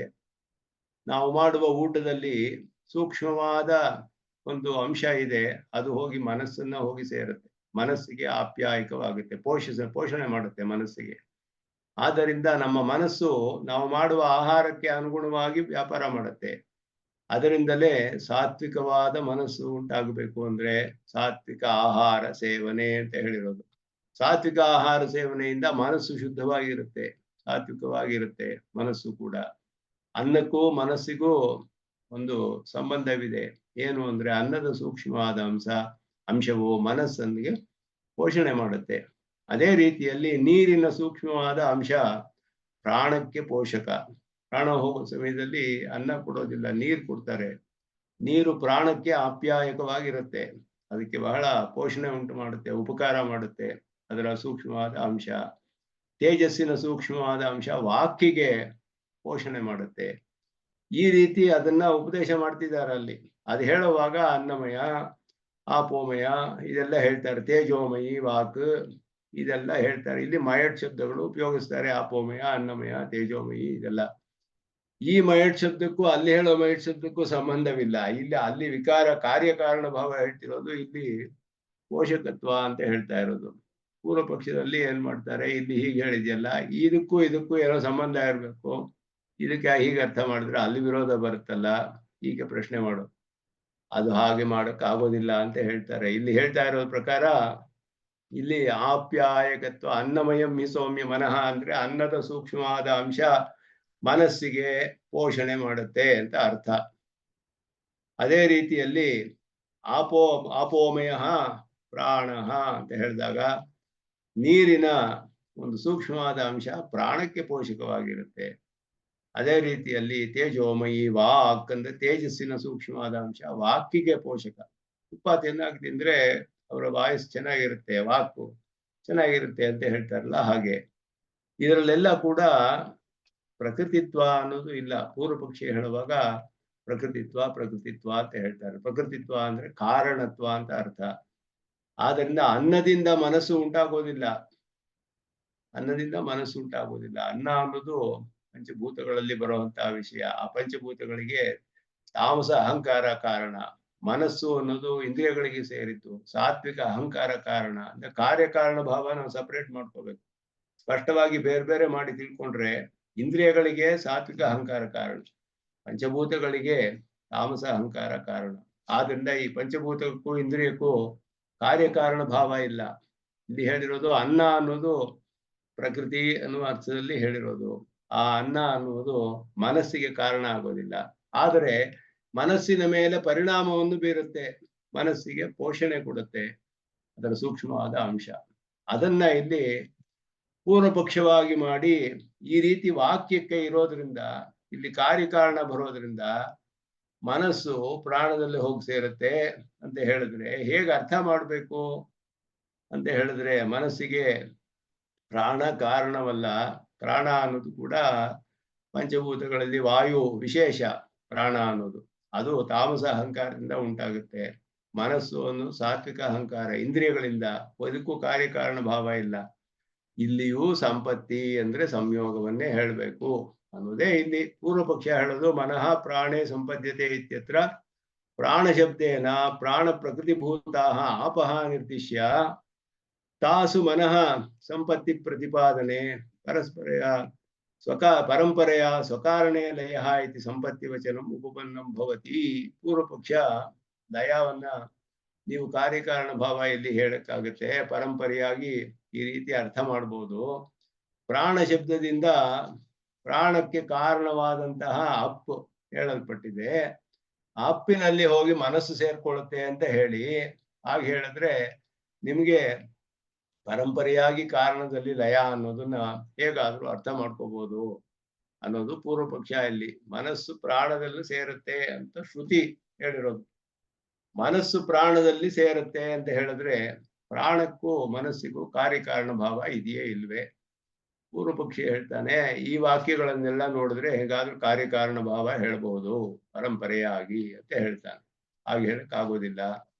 ಇಲ್ಲಿ ಹೇಳಿರೋದು ಕಾರ್ಯಕಾರಣ ಭಾವ ಅಲ್ಲ, ಅನ್ನಮಯ ಮನಃ ಅಂತ ಹೇಳಿರೋದು ಅನ್ನಗವು ಅದಕ್ಕೆ ಪೋಷಕ ಅನ್ನುವ ಅರ್ಥವೇ ಹೊರತು ಕಾರ್ಯಕಾರಣ ಭಾವವಲ್ಲ ಅನ್ನೋದನ್ನ ಹೇಳ್ತಾರೆ ಇಲ್ಲಿ. ಪರಿಹಾರಸ್ತು ಅನ್ನಮಯಂ ಹಿ ಸೌಮ್ಯ ಮನಃ ಆಪೋಮಯ ಪ್ರಾಣ ಇತಿ ಮನಃ ಪ್ರಾಣಯೋಃ ಅನ್ನೇನ ಅದ್ಭಿಶ್ಚ ಆಪ್ಯಾಯನಂ ಉಚ್ಯತೆ. ಆಪ್ಯಾಯನ ಅಂದ್ರೆ ಪೋಷಕತ್ವ ಅಂತ ಅರ್ಥ. ಪೋಷಿಸುತ್ತೆ, ಅದನ್ನ ನರ್ಚರ್ ಮಾಡುತ್ತೆ, ಉಪಕಾರ ಮಾಡುತ್ತೆ. ಅದಕ್ಕೆ ನ ತತ್ ಪ್ರಕೃತಿತ್ವಂ ಕಾರಣವಲ್ಲ, ಕಾರ್ಯಕಾರಣ ಭಾವ ಇಲ್ಲ ಅಲ್ಲಿ. ಪ್ರಕೃತಿತ್ವ ಹೇಳೋದು, ಕಾರಣ ಹೇಳೋದಿಲ್ಲ. ಆಹಂಕಾರಿಕತ್ವಾತ್ ಮನಸಃ ಆಕಾಶ ವಿಕಾರತ್ವಾಚ ಪ್ರಾಣಸ್ಯ. ಅದು ಪಂಚಭೂತಗಳಲ್ಲಿ ಆಕಾಶವಾದ ಮೇಲೆ ವಾಯು, ಆಕಾಶಾತ್ ವಾಯು, ಆ ವಾಯುವಿನ ವಿಶೇಷವೇ ಪ್ರಾಣ. ಆದ್ದರಿಂದ ಆಕಾಶದ ವಿಕಾರ ಪ್ರಾಣ. ಪಂಚಭೂತಗಳಲ್ಲಿ ಆಕಾಶ ತತ್ವದ ವಿಕಾರ, ಅದಾದ್ಮೇಲೆ ಪ್ರಾಣ ಸೃಷ್ಟಿಯಾಗೋದು. ಅಹಂಕಾರ, ಸಾತ್ವಿಕ ಅಹಂಕಾರದಿಂದ ಮನಸ್ಸು ಉಂಟಾಗುತ್ತೆ ನೇರವಾಗಿ. ಆದ್ದರಿಂದ ಇದಕ್ಕೆ ಕಾರ್ಯಕಾರಣ ಭಾವ ಅನ್ನೋದು ಇಲ್ಲ ಅನ್ನೋದು ಸುಲಭ. ಅದೇ ಸಿದ್ಧಾಂತ ಅದುವೇ. ಪ್ರಾಣಶಬ್ದೇನ ಅಪಾಂ ಲಕ್ಷಣ ಸ್ಯಾತ್. ಅದರಿಂದ ಪ್ರಾಣ ಶಬ್ದಕ್ಕೆ ಪ್ರಾಣ ಅಂತಾನೆ ಅರ್ಥ ಮಾಡ್ಬೇಕು, ಲಕ್ಷಣ ಅರ್ಥ ಹೇಳ್ಬೇಕಾಗಿಲ್ಲ, ಅಪ್ ಅಂತ ಹೇಳ್ಬೇಕಾಗಿಲ್ಲ. ಪ್ರಾಣಕ್ಕೆ ಜಲ ಅಂತ ಹೇಗೆ ಅರ್ಥ ಮಾಡ್ತೀರಾ ಪ್ರಾಣ ಶಬ್ದಕ್ಕೆ? ಅವ್ರು ಹೇಳಿದ್ರು ಪ್ರಾಣ ಶಬ್ದಕ್ಕೆ ಜಲ ಅಂತ ಅರ್ಥ ಮಾಡ್ಬಿಡಿ, ಅದಕ್ಕೆ ಕಾರಣ ಜಲ, ಆದ್ದರಿಂದ ಕಾರಣಕ್ಕೆ ಜಲ ಅಂತ ಅರ್ಥ ಮಾಡ್ಬಿಡಿ ಅಂತ. ಅದೆಲ್ಲ ಕಾರ್ಯಕಾರಣ ಭಾವ ವಿರೋಧ ಬರುತ್ತೆ, ಹಾಗೆ ಹೇಳಕ್ ಆಗೋದಿಲ್ಲ ಇಲ್ಲಿ. ಅದರಿಂದ ಇಲ್ಲಿ ಸಂಗ್ರಹವಾಗಿ ಸ್ವಲ್ಪ ಇದು ಕನ್ಫ್ಯೂಸಿಂಗ್ ಆಗಿರುತ್ತೆ ಈ ಶಬ್ದಗಳು. ಮತ್ತೆ ಇಲ್ಲಿ ಬರುವಂತ ಇದು ಚಾಂದೋಗ್ಯದಲ್ಲಿ ಹೇಳಿರೋದು, ಯಾವ ಪದಾರ್ಥ ನಾವು ಊಟ ಮಾಡೋದು ಯಾವುದ್ರ ಮೇಲೆ ಪರಿಣಾಮ ಬೀರುತ್ತೆ, ಯಾವುದಕ್ಕೆ ಉಪಕಾರ ಮಾಡುತ್ತೆ ಅನ್ನೋ ವಿಷಯವನ್ನ ನಿರೂಪಣೆ ಮಾಡೋ ವಾಕ್ಯಗಳನ್ನ ಇಟ್ಕೊಂಡು ಕಾರ್ಯಕಾರಣ ಭಾವವನ್ನ ಇಲ್ಲಿ ಪೂರ್ವ ಪಕ್ಷಿ ಹೇಳ್ತಾನೆ. ಕಾರ್ಯಕಾರಣ ಭಾವ ಅನ್ನೋದಿಲ್ಲ ಅಲ್ಲಿ. ಕಾರ್ಯಕಾರಣ ಭಾವ ಸೃಷ್ಟಿ ಪ್ರಕರಣದಲ್ಲಿ ನೋಡ್ಬೇಕು. ಇದು ಸೃಷ್ಟಿ ಪ್ರಕರಣವನ್ನ ಹೇಳ್ತಾ ಇಲ್ಲ ಇಲ್ಲಿ. ಅನ್ನಮಯಂ ಸೌಮ್ಯ ಮನಃ ಮೊದಲಾದ ಪ್ರಕರಣ ಚಾಂದೋಗ್ಯದಲ್ಲಿ ಸೃಷ್ಟಿ ಪ್ರಕರಣವಲ್ಲ ಅದು. ಯಾವ ಊಟ ತಿನ್ನೋ ಪದಾರ್ಥದಲ್ಲಿ ಯಾವುದಕ್ಕೆ ಪೋಷಕ ಅನ್ನೋದನ್ನ ನಿರೂಪಣೆ ಮಾಡ್ತಿದ್ದಾರೆಯೇ ಹೊರತು ಸೃಷ್ಟಿ ಹೇಗಾಗುತ್ತೆ ಅನ್ನೋದು ಹೇಳ್ತಿಲ್ಲ. ಸೃಷ್ಟಿಯ ಪ್ರಕರಣ ಚಾಂದೋಗ್ಯದಲ್ಲಿ ಆರಂಭದಲ್ಲಿ ಬರುತ್ತೆ, ತೈತಿರಿಯೋಪನಿಷತ್ತಿನಲ್ಲಿ ಬರುತ್ತೆ. ಅದು ಸ್ಪಷ್ಟವಾಗಿದೆ. ಅದೇ ಹೇಳುವಾಗ ಆಕಾಶಾದ್ ವಾಯು, ವಾಯೋರಗ್ನಿ, ಅಗ್ನೇರಾಪಃ ಅದ್ಯಃ ಪೃಥಿವಿ, ಪೃಥಿವ್ಯಾ ಔಷಧಯ, ಇದು ಸೃಷ್ಟಿ ಪ್ರಕರಣ. ಅದೇ ರೀತಿ ಅಹಂಕಾರದಿಂದ 11 ಇಂದ್ರಿಯಗಳು ಉಂಟಾಗುತ್ತೆ. ಇದೆಲ್ಲ ಕೂಡ ಸುಬಾಲೋಪನಿಷತ್ತಿನಲ್ಲಿ, ತೈತಿರಿಯ ಉಪನಿಷತ್ತಿನಲ್ಲಿ ಇದೆಲ್ಲ ಹೇಳಿರುವ ವಿಷಯ. ಚಾಂದೋಗ್ಯದಲ್ಲಿ ಅದಕ್ಕೆ ಪೃಥ್ವಿ ಬದಲು ಅನ್ನ ಅನ್ನುವ ಶಬ್ದ ಉಪಯೋಗಿಸಿದೆ ಅಷ್ಟೇ. ಆ ಅನ್ನವೇ ಬೇರೆ, ಇಲ್ಲಿ ಹೇಳುವ ಅನ್ನವೇ ಬೇರೆ. ಆದ್ದರಿಂದ ಇಲ್ಲಿ ಅನ್ನ ಅನ್ನುವ ಶಬ್ದ ಇಟ್ಕೊಂಡು, ಮನಃ ಅನ್ನುವ ಶಬ್ದ ಇಟ್ಕೊಂಡು ಈ ರೀತಿ ಪೂರ್ವ ಪಕ್ಷ ಹೇಳೋದಕ್ಕೆ ವಿರೋಧ ಬರುತ್ತೆ. ಆದ್ದರಿಂದ ಇಲ್ಲಿ ಆಪೋಮಯ ಪ್ರಾಣ ಅನ್ನೋದು ಆಪ್ಯಾಯನವನ್ನ ಹೇಳತ್ತೆ. ಅಪ್ಪು ಜಲವು ಪ್ರಾಣಕ್ಕೆ ಆಪ್ಯಾಯನ ಅಂದ್ರೆ ಪೋಷಣೆ ಮಾಡುತ್ತೆ ಪ್ರಾಣವನ್ನ. ಆಹಾರವು ಮನಸ್ಸನ್ನ ಪೋಷಣೆ ಮಾಡುತ್ತೆ ಅಂತ ಅರ್ಥವೇ ಹೊರತು ಆಪೋಮಯ ಅನ್ನಮಯ ಮನಃ ಅಂತ ಹೇಳಿದ್ರೆ, ಅನ್ನಮಯಂ ಮನಃ ಅಂತ ಹೇಳಿದಾಗ ಅನ್ನದಿಂದ ಮನಸ್ಸು ಸೃಷ್ಟಿ ಆಗೋದಿಲ್ಲ, ಕಾರ್ಯಕಾರಣ ಭಾವ ಇಲ್ಲ. ಅನ್ನವು ಕಾರಣವಲ್ಲ ಮನಸ್ಸಿಗೆ, ಅನ್ನವು ಆಪ್ಯಾಯನ ಅಂತ ಅಷ್ಟೇ ಹೇಳಿರೋದು. ಅನ್ನದ ಸೂಕ್ಷ್ಮವಾದ ಅಂಶ ಮನಸ್ಸಿಗೆ ಪೋಷಕ ಅಷ್ಟೇ ಅಲ್ಲಿ ಹೇಳಿರೋದು. ಆದ್ದರಿಂದ ಇಲ್ಲಿ ಇದರಿಂದ ಅದಕ್ಕೂ ಇದಕ್ಕೂ ಸಂಬಂಧವಿಲ್ಲ, ವಿರೋಧ ಬರೋದಿಲ್ಲ. ಇಲ್ಲಿ ಹೇಳುವಾಗ ಪ್ರಾಣ ಮನಃ ಪ್ರಾಣೇ ಉತ್ತರ ತನ್ಮನಃ ಪ್ರಾಣೇ ಅಂದ್ರೆ ವಾಂಗ್ ಮನಸ್ಸಿ ಸಂಪದ್ಯತೆ ಮನಃ ಪ್ರಾಣೇ. ವಾಕು ಮತ್ತೆ ಇತರ ಇಂದ್ರಿಯಗಳು ಎಲ್ಲ 10 ಇಂದ್ರಿಯಗಳು ಒಟ್ಟಿಗೆ ಹೋಗಿ ಮನಸ್ಸಿನಲ್ಲಿ ಸಂಯೋಗ ಹೊಂದಿರುತ್ತೆ. ಈ 11 ಇಂದ್ರಿಯಗಳು ಹೋಗಿ ಪ್ರಾಣದೊಡನೆ ಸೇರಿ ಸಂಯೋಗ ಹೊಂದಿ ಇರುತ್ತೆ. ಇದು 2ನೆಯ ಹೆಜ್ಜೆ ಉತ್ಕ್ರಾಂತಿಯಲ್ಲಿ. ಪ್ರಾಣದವರೆಗೂ ಇವಾಗ ಎಲ್ಲ ಬಂದು ಸೇರ್ಕೊಳ್ತು, 11 ಇಂದ್ರಿಯಗಳು ಬಂದು ಪ್ರಾಣವನ್ನು ಸೇರ್ಕೊಂಡಿರುತ್ತೆ. ನಂತರ ಮುಂದೆ ಪ್ರಾಣ ತೇಜಸಿ, ಅದು ತೇಜ ತನ್ಮನ ಪ್ರಾಣ ಉತ್ತರಾತ್ ಅಂತ ಹೇಳಿದ್ರು. ಅದಾದ್ಮೇಲೆ ಇಲ್ಲಿ ಮನಃ ಪ್ರಾಣೇ ಪ್ರಾಣ ತೇಜಸಿ ತೇಜ ಪರಸ್ಯಾಂ ದೇವತಾಯಾಮ್ ಅಂತ ಹೇಳಿದೆ. ಇವರು ಅದನ್ನ ಇಲ್ಲಿ ನೇರವಾಗಿ ಹೇಳ್ಬಿಟ್ರು ಮುಂದೆ. ಸೋ ಅಧ್ಯಕ್ಷೇ ತದುಪಗಮಾದಿಭ್ಯ ಅಂತ ಹೇಳ್ಬಿಟ್ಟು ಮುಂದಿನ ಸೂತ್ರದಲ್ಲಿ ಪ್ರಾಣ ಆದ ಮೇಲೆ ನೇರವಾಗಿ ಜೀವಾತ್ಮನಿಗೆ ಬಂದ್ಬಿಟ್ರು. ಮಧ್ಯದಲ್ಲಿ ಮಿಕ್ಕಿದ್ದು ನಾವು ಸೇರಿಸ್ಕೊಳ್ಬೇಕು. ಪ್ರಾಣಕ್ಕೂ ಇದಕ್ಕೂ ಮಧ್ಯ ತೇಜಸ್ಸು ಅಂತ ಬಂದಿರೋದನ್ನ ಸೇರಿಸ್ಕೊಂಡು ಅರ್ಥ ಮಾಡ್ಬೇಕು ಅಂತ ಭಾಷ್ಯಕಾರ ಹೇಳ್ತಾರೆ. ಇಲ್ಲಿ ಯಾವ ತರ ಸೇರುತ್ತೆ ಅನ್ನೋದು ಸ್ಪಷ್ಟವಾಗಿದೆ. ಪೂರ್ವ ಪಕ್ಷದಲ್ಲಿ ನಾವು ಏನು ಕನ್ಫ್ಯೂಸ್ ಮಾಡ್ಕೊಳ್ಬೇಕಾಗಿಲ್ಲ. ಪೂರ್ವ ಪಕ್ಷದಲ್ಲಿ ಬೇರೆ ವಾಕ್ಯಗಳನ್ನು ಹೇಳಿ ಆಪ್ಯಾಯನ ಅಂತ ಹೇಳುವ ವಾಕ್ಯದಲ್ಲಿಯೂ ಇದೇ ಶಬ್ದ ಬರೋದ್ರಿಂದ ಅನ್ನಮಯಂ ಮನಃ ಅಂತ ಹೇಳಿರೋದು ಅಲ್ಲಿ ಕಾರ್ಯಕಾರಣ ಭಾವವಿಲ್ಲ. ಆಪ್ಯಾಯನ ಅನ್ನುವ ಅರ್ಥ ಪೋಷಕ ಉಪಕಾರಕ ಅನ್ನುವ ಅರ್ಥ ತಗೊಳ್ಬೇಕು. ಆದ್ದರಿಂದ ಮನಸ್ಸು ಅನ್ನದಿಂದ ಉಂಟಾಗೋದಿಲ್ಲ, ಸಾತ್ವಿಕ ಅಹಂಕಾರದಿಂದ ಉಂಟಾಗುವ ತತ್ವ. ಆದ್ದರಿಂದ ಮನಸ್ಸು ಪ್ರಾಣವನ್ನು ಹೋಗಿ ಲಯ ಹೊಂದಕ್ಕಾಗೋದಿಲ್ಲ, ಸಂಯೋಗವನ್ನು ಹೊಂದಿ ಇರುತ್ತೆ ಅನ್ನೋದು ಅರ್ಥ. ಪ್ರಾಣಕ್ಕೆ ಉಪಾದಾನ ಕಾರಣ ಯಾವುದು ಅಂದ್ರೆ ಆಕಾಶ. ಆಕಾಶದಿಂದ ಪ್ರಾಣ, ತಾಮಸ ಅಹಂಕಾರದಿಂದ ಆಕಾಶ, ಆಕಾಶದಿಂದ ವಾಯು, ವಾಯುವಿನ ವಿಶೇಷವೇ ಪ್ರಾಣ ಅಂತ ಹೇಳೋದು. ಸಾತ್ವಿಕ ಅಹಂಕಾರದಿಂದ ಮನಸ್ಸು, ಮನಸ್ಸು ಪ್ರಾಣಕ್ಕೂ ಲಯ ಆಗಕ್ಕೆ ಸಾಧ್ಯವಿಲ್ಲ, ಇದು ಬರೀ ಸಂಯೋಗ ಅಂತ ಹೇಳಬೇಕು. ಮನಸ್ಸಿನೊಡನೆ ಮಿಕ್ಕ 10 ಇಂದ್ರಿಯಗಳು ಬಂದು ಸೇರಿದೆ. ಮನಸ್ಸು ಎಲ್ಲ ಸೇರಿ 11 ಇಂದ್ರಿಯಗಳು ಹೋಗಿ ಪ್ರಾಣವನ್ನು ಸೇರಿ ಪ್ರಾಣದ ಜೊತೆಯಲ್ಲಿ ಇರುತ್ತೆ. ಅದಾದ ಮೇಲೆ ಮುಂದಕ್ಕೆ ಸಹ ಅಧ್ಯಕ್ಷೇ ಅಂತ ಹೇಳಿದ್ರು. ಅಧ್ಯಕ್ಷ ಅಂದ್ರೆ ಜೀವಾತ್ಮ. ಹೇಗೆ ವಾಂಗ್ ಮನಸಿ ಸಂಪದ್ಯತೆ ಮನಃ ಪ್ರಾಣೇ ಇತಿ ವಚನಾನುರೋಧೇನ ಮನಃಪ್ರಾಣಯೋರೇವ ವಾಂಗ್ಮನಯೋ ಸಂಪತ್ತಿ. ಮನಸ್ಸು ಪ್ರಾಣಕ್ಕೆ ವಾಕು ಮನಸ್ಸು ಇವುಗಳೊಡನೆ ಸಂಪತ್ತಿ ಅಂತ ಹೇಳಿದ್ರು, ಅಂದ್ರೆ ಸಂಯೋಗ. ತಥಾ ಪ್ರಾಣ ತೇಜಸಿ ಇತಿ ವಚನಾತ್ ತೇಜಸ್ಸೇವ ಪ್ರಾಣ ಸಂಪದ್ಯತೆ. ತೇಜಸ್ಸಿನಲ್ಲಿ ಹೋಗಿ ಸೇರ್ಕೊಳ್ಬೇಕಲ್ಲ, ಇಲ್ಲಿ ಇವರು ಅಧ್ಯಕ್ಷೆ ಅಂತ ಹೇಳ್ಬಿಟ್ರು, ನೇರವಾಗಿ ಜೀವಾತ್ಮನಲ್ಲಿ ಹೇಳಿದ್ರು. ಜೀವಾತ್ಮನೇ ಹೋಗಿ ಸೇರ್ಕೊಳ್ಳುತ್ತಲ್ಲ ಅಂತ ಹೇಳ್ಬಿಟ್ಟು ಅದು ಹೇಗೆ ಹೇಳಕ್ ಸಾಧ್ಯ ಅಂತ ಇಲ್ಲಿ ಪ್ರಶ್ನೆ ಮಾಡ್ತಾರೆ. ಆದ್ರಿಂದ ಅದನ್ನ ಮುಂದೆ ಪರಿಹಾರ ಮಾಡ್ತಾರೆ. ತೇಜಸ್ಸು ಮುಂದೆ ಸೂಕ್ಷ್ಮ ಭೂತಗಳೊಡನೆ ಸೇರಿದ ಜೀವಾತ್ಮ ಅವನನ್ನು ಹೋಗಿ ಪ್ರಾಣ ಎಲ್ಲ ಸೇರ್ಕೊಳ್ಳುತ್ತೆ. 11 ಇಂದ್ರಿಯಗಳು ಪ್ರಾಣವು ಜೀವಾತ್ಮನನ್ನು ಹೋಗಿ ಸೇರ್ಕೊಳ್ಳುತ್ತೆ. ಆ ಜೀವಾತ್ಮನೊಡನೆ ಪಂಚಭೂತಗಳು ಸೂಕ್ಷ್ಮಭೂತಗಳು ಇರುತ್ತೆ. ಪಂಚಭೂತಗಳೊಡನೆ ಪ್ರಾಣವು ಜೀವಾತ್ಮನೊಡನೆ ಪಂಚಸೂಕ್ಷ್ಮಭೂತಗಳನ್ನು ಹೋಗಿ ಸೇರ್ಕೊಳ್ಳುತ್ತೆ ಅಂತ ಅರ್ಥ ಮಾಡ್ಬೇಕು. ಯಾಕೆಂದ್ರೆ ಇಲ್ಲಿ ಶ್ರುತಿಯಲ್ಲಿ ಹೇಳುವಾಗ ಪ್ರಾಣ ತೇಜಸ್ಸಿ ಅಂತ ಹೇಳ್ಬಿಟ್ಟು, ಶ್ರುತಿಯಲ್ಲಿ ಪ್ರಾಣವು ತೇಜಸ್ಸನ್ನು ಸೇರುತ್ತೆ ಅಂದ್ರೆ ಪ್ರಾಣಕ್ಕೂ ತೇಜಸ್ಸಕ್ಕೂ ಮಧ್ಯ ತೇಜ ಪರಸ್ಯಾಂ ದೇವತಾಯ, ತೇಜಸ್ಸು ಪರಮಾತ್ಮನ ಹೋಗಿ ಸೇರ್ಕೊಂಡ್ರೆ ಜೀವಾತ್ಮ ಎಲ್ಲಿ ಹೋದ? ಜೀವಾತ್ಮನ ಬಿಟ್ಬಿಡ್ತು, ಶ್ರುತಿಯಲ್ಲಿ ಹೇಳಲಿಲ್ಲ. ಪ್ರಾಣಕ್ಕೂ ತೇಜಸ್ಸಿಗೂ ಮಧ್ಯ ಜೀವಾತ್ಮನನ್ನ ಸೇರಿಸ್ಕೊಳ್ಬೇಕು. ಯಾಕೆಂದ್ರೆ ಪ್ರಾಣಕ್ಕೂ ಜೀವಾತ್ಮನಿಗೂ ಬೇರೆ ಮಾಡೋಕ್ಕಾಗಲ್ಲ. ಜೀವಾತ್ಮ ಎಲ್ಲಿ ಹೋದ್ರೆ ಅವನ ಹಿಂದೆ ಪ್ರಾಣ ಹೋಗುತ್ತೆ, ಪ್ರಾಣ ಹೋಗ್ತಾನೆ ಇರುತ್ತೆ, ಅವನ ಹಿಂದೆ ಬಿಡೋದೇ ಇಲ್ಲ. ಅವನ ಜೀವಾತ್ಮನ ಮೋಕ್ಷದವರೆಗೂ ಬಿಡೋದಿಲ್ಲ. ಆ ಪ್ರಾಣವನ್ನ ಅನುಸರಿಸಿ ಮಿಕ್ಕ ಇಂದ್ರಿಯಗಳೆಲ್ಲ ಹೋಗುತ್ತೆ. ಆದ್ದರಿಂದ ಇಲ್ಲಿ ಮಧ್ಯ ಜೀವಾತ್ಮನ ಮಧ್ಯ ಬರ್ತಾನೆ. ಅದನ್ನ ಇಲ್ಲಿ ಈ ಸೂತ್ರದಲ್ಲಿ ಹೇಳ್ತಾರೆ, ಅದನ್ನ ಮುಂದೆ ವಿಚಾರ ಮಾಡೋಣ. ಸೋ ಅಧ್ಯಕ್ಷೇ ತದುಪಮಾದಿಪ್ಯ ಅಂತ ಹೇಳಿ, ಅಧ್ಯಕ್ಷ ಅಂದ್ರೆ ಜೀವಾತ್ಮ, ಅವನ ವಿಷಯವನ್ನ ಇಲ್ಲಿ ಹೇಳ್ತಾರೆ. ಅದಾದ್ಮೇಲೆ ತೇಜಸ್ಸಿ ಅಂತ ಹೇಳಿ ಪರಮಾತ್ಮನಲ್ಲಿ ಹೋಗಿ ಸೇರುತ್ತೆ. ಅದಾದ್ಮೇಲೆ ಪ್ರಧಾನವಾದ ವಿಷಯ ಬರುತ್ತೆ. ಉಪಾಸಕನಿಗೂ ಬೇರೆಯವರಿಗೂ ಕೂಡ ಇರುವ ವ್ಯತ್ಯಾಸ, ಹೇಗೆ ಇವನು ಮೂರ್ಧನ್ಯ ನಾಡಿಗೆ ಹೋಗ್ತಾನೆ, ಅವರು ಬೇರೆ ನಾಡಿಗಳಲ್ಲಿ ಉತ್ಕ್ರಮಣ ಹೊಂದುತ್ತಾರೆ, ಆ ವಿಷಯವೆಲ್ಲ ಬರುತ್ತೆ ಇಲ್ಲಿ. ಅದನ್ನ ಮುಂದೆ ಅನುಸಂಧಾನ ಮಾಡೋಣ ಅಂತ ಹೇಳಿ ನಮಸ್ಕಾರ. ಪುಣ್ಯಾಮೋಹತಃ ತರಿತ್ರಾಣಿಮೇನೆ ಸ್ಮೃತಿಭಗವತೋ ಶ್ರೀ ರಾಮಾಭಿಶರಣೋ ಇರಣಂ ಪ್ರಪದ್ಯೆ. ಓಂ ಚನ್ನೋ ಮಿತ್ರಶಂ ವರುಣಃ ಚನ್ನೋ ಭವತ್ವರ್ಯಂ ಚನ್ನ ಇಂದ್ರೋ ಬೃಹಸ್ಪತಿಃ ಚನ್ನೋ ವಿಷ್ಣುರುಕ್ರಮಃ. ನಮೋ ಬ್ರಹ್ಮಣೇ ನಮಸ್ತೆ ವಾಯೋ ತ್ವಮೇವ ಪ್ರತ್ಯಕ್ಷಂ ಬ್ರಹ್ಮಾಸಿ ತ್ವಮೇವ ಪ್ರತ್ಯಕ್ಷಂ ಬ್ರಹ್ಮಾವಾದಿಶಂ ಋತಮವಾದಿಶಂ ಸತ್ಯಮವಾದಿಶಂ ತನ್ಮಾಮಾವೀತ್ ತದ್ಭಕ್ತಾರಮಾವೀತ್ ಆವೀತ್ ಮಾಮಾವೀತ್ ಭಕ್ತಾರಂ. ಓಂ ಶಾಂತಿ ಶಾಂತಿ ಶಾಂತಿ.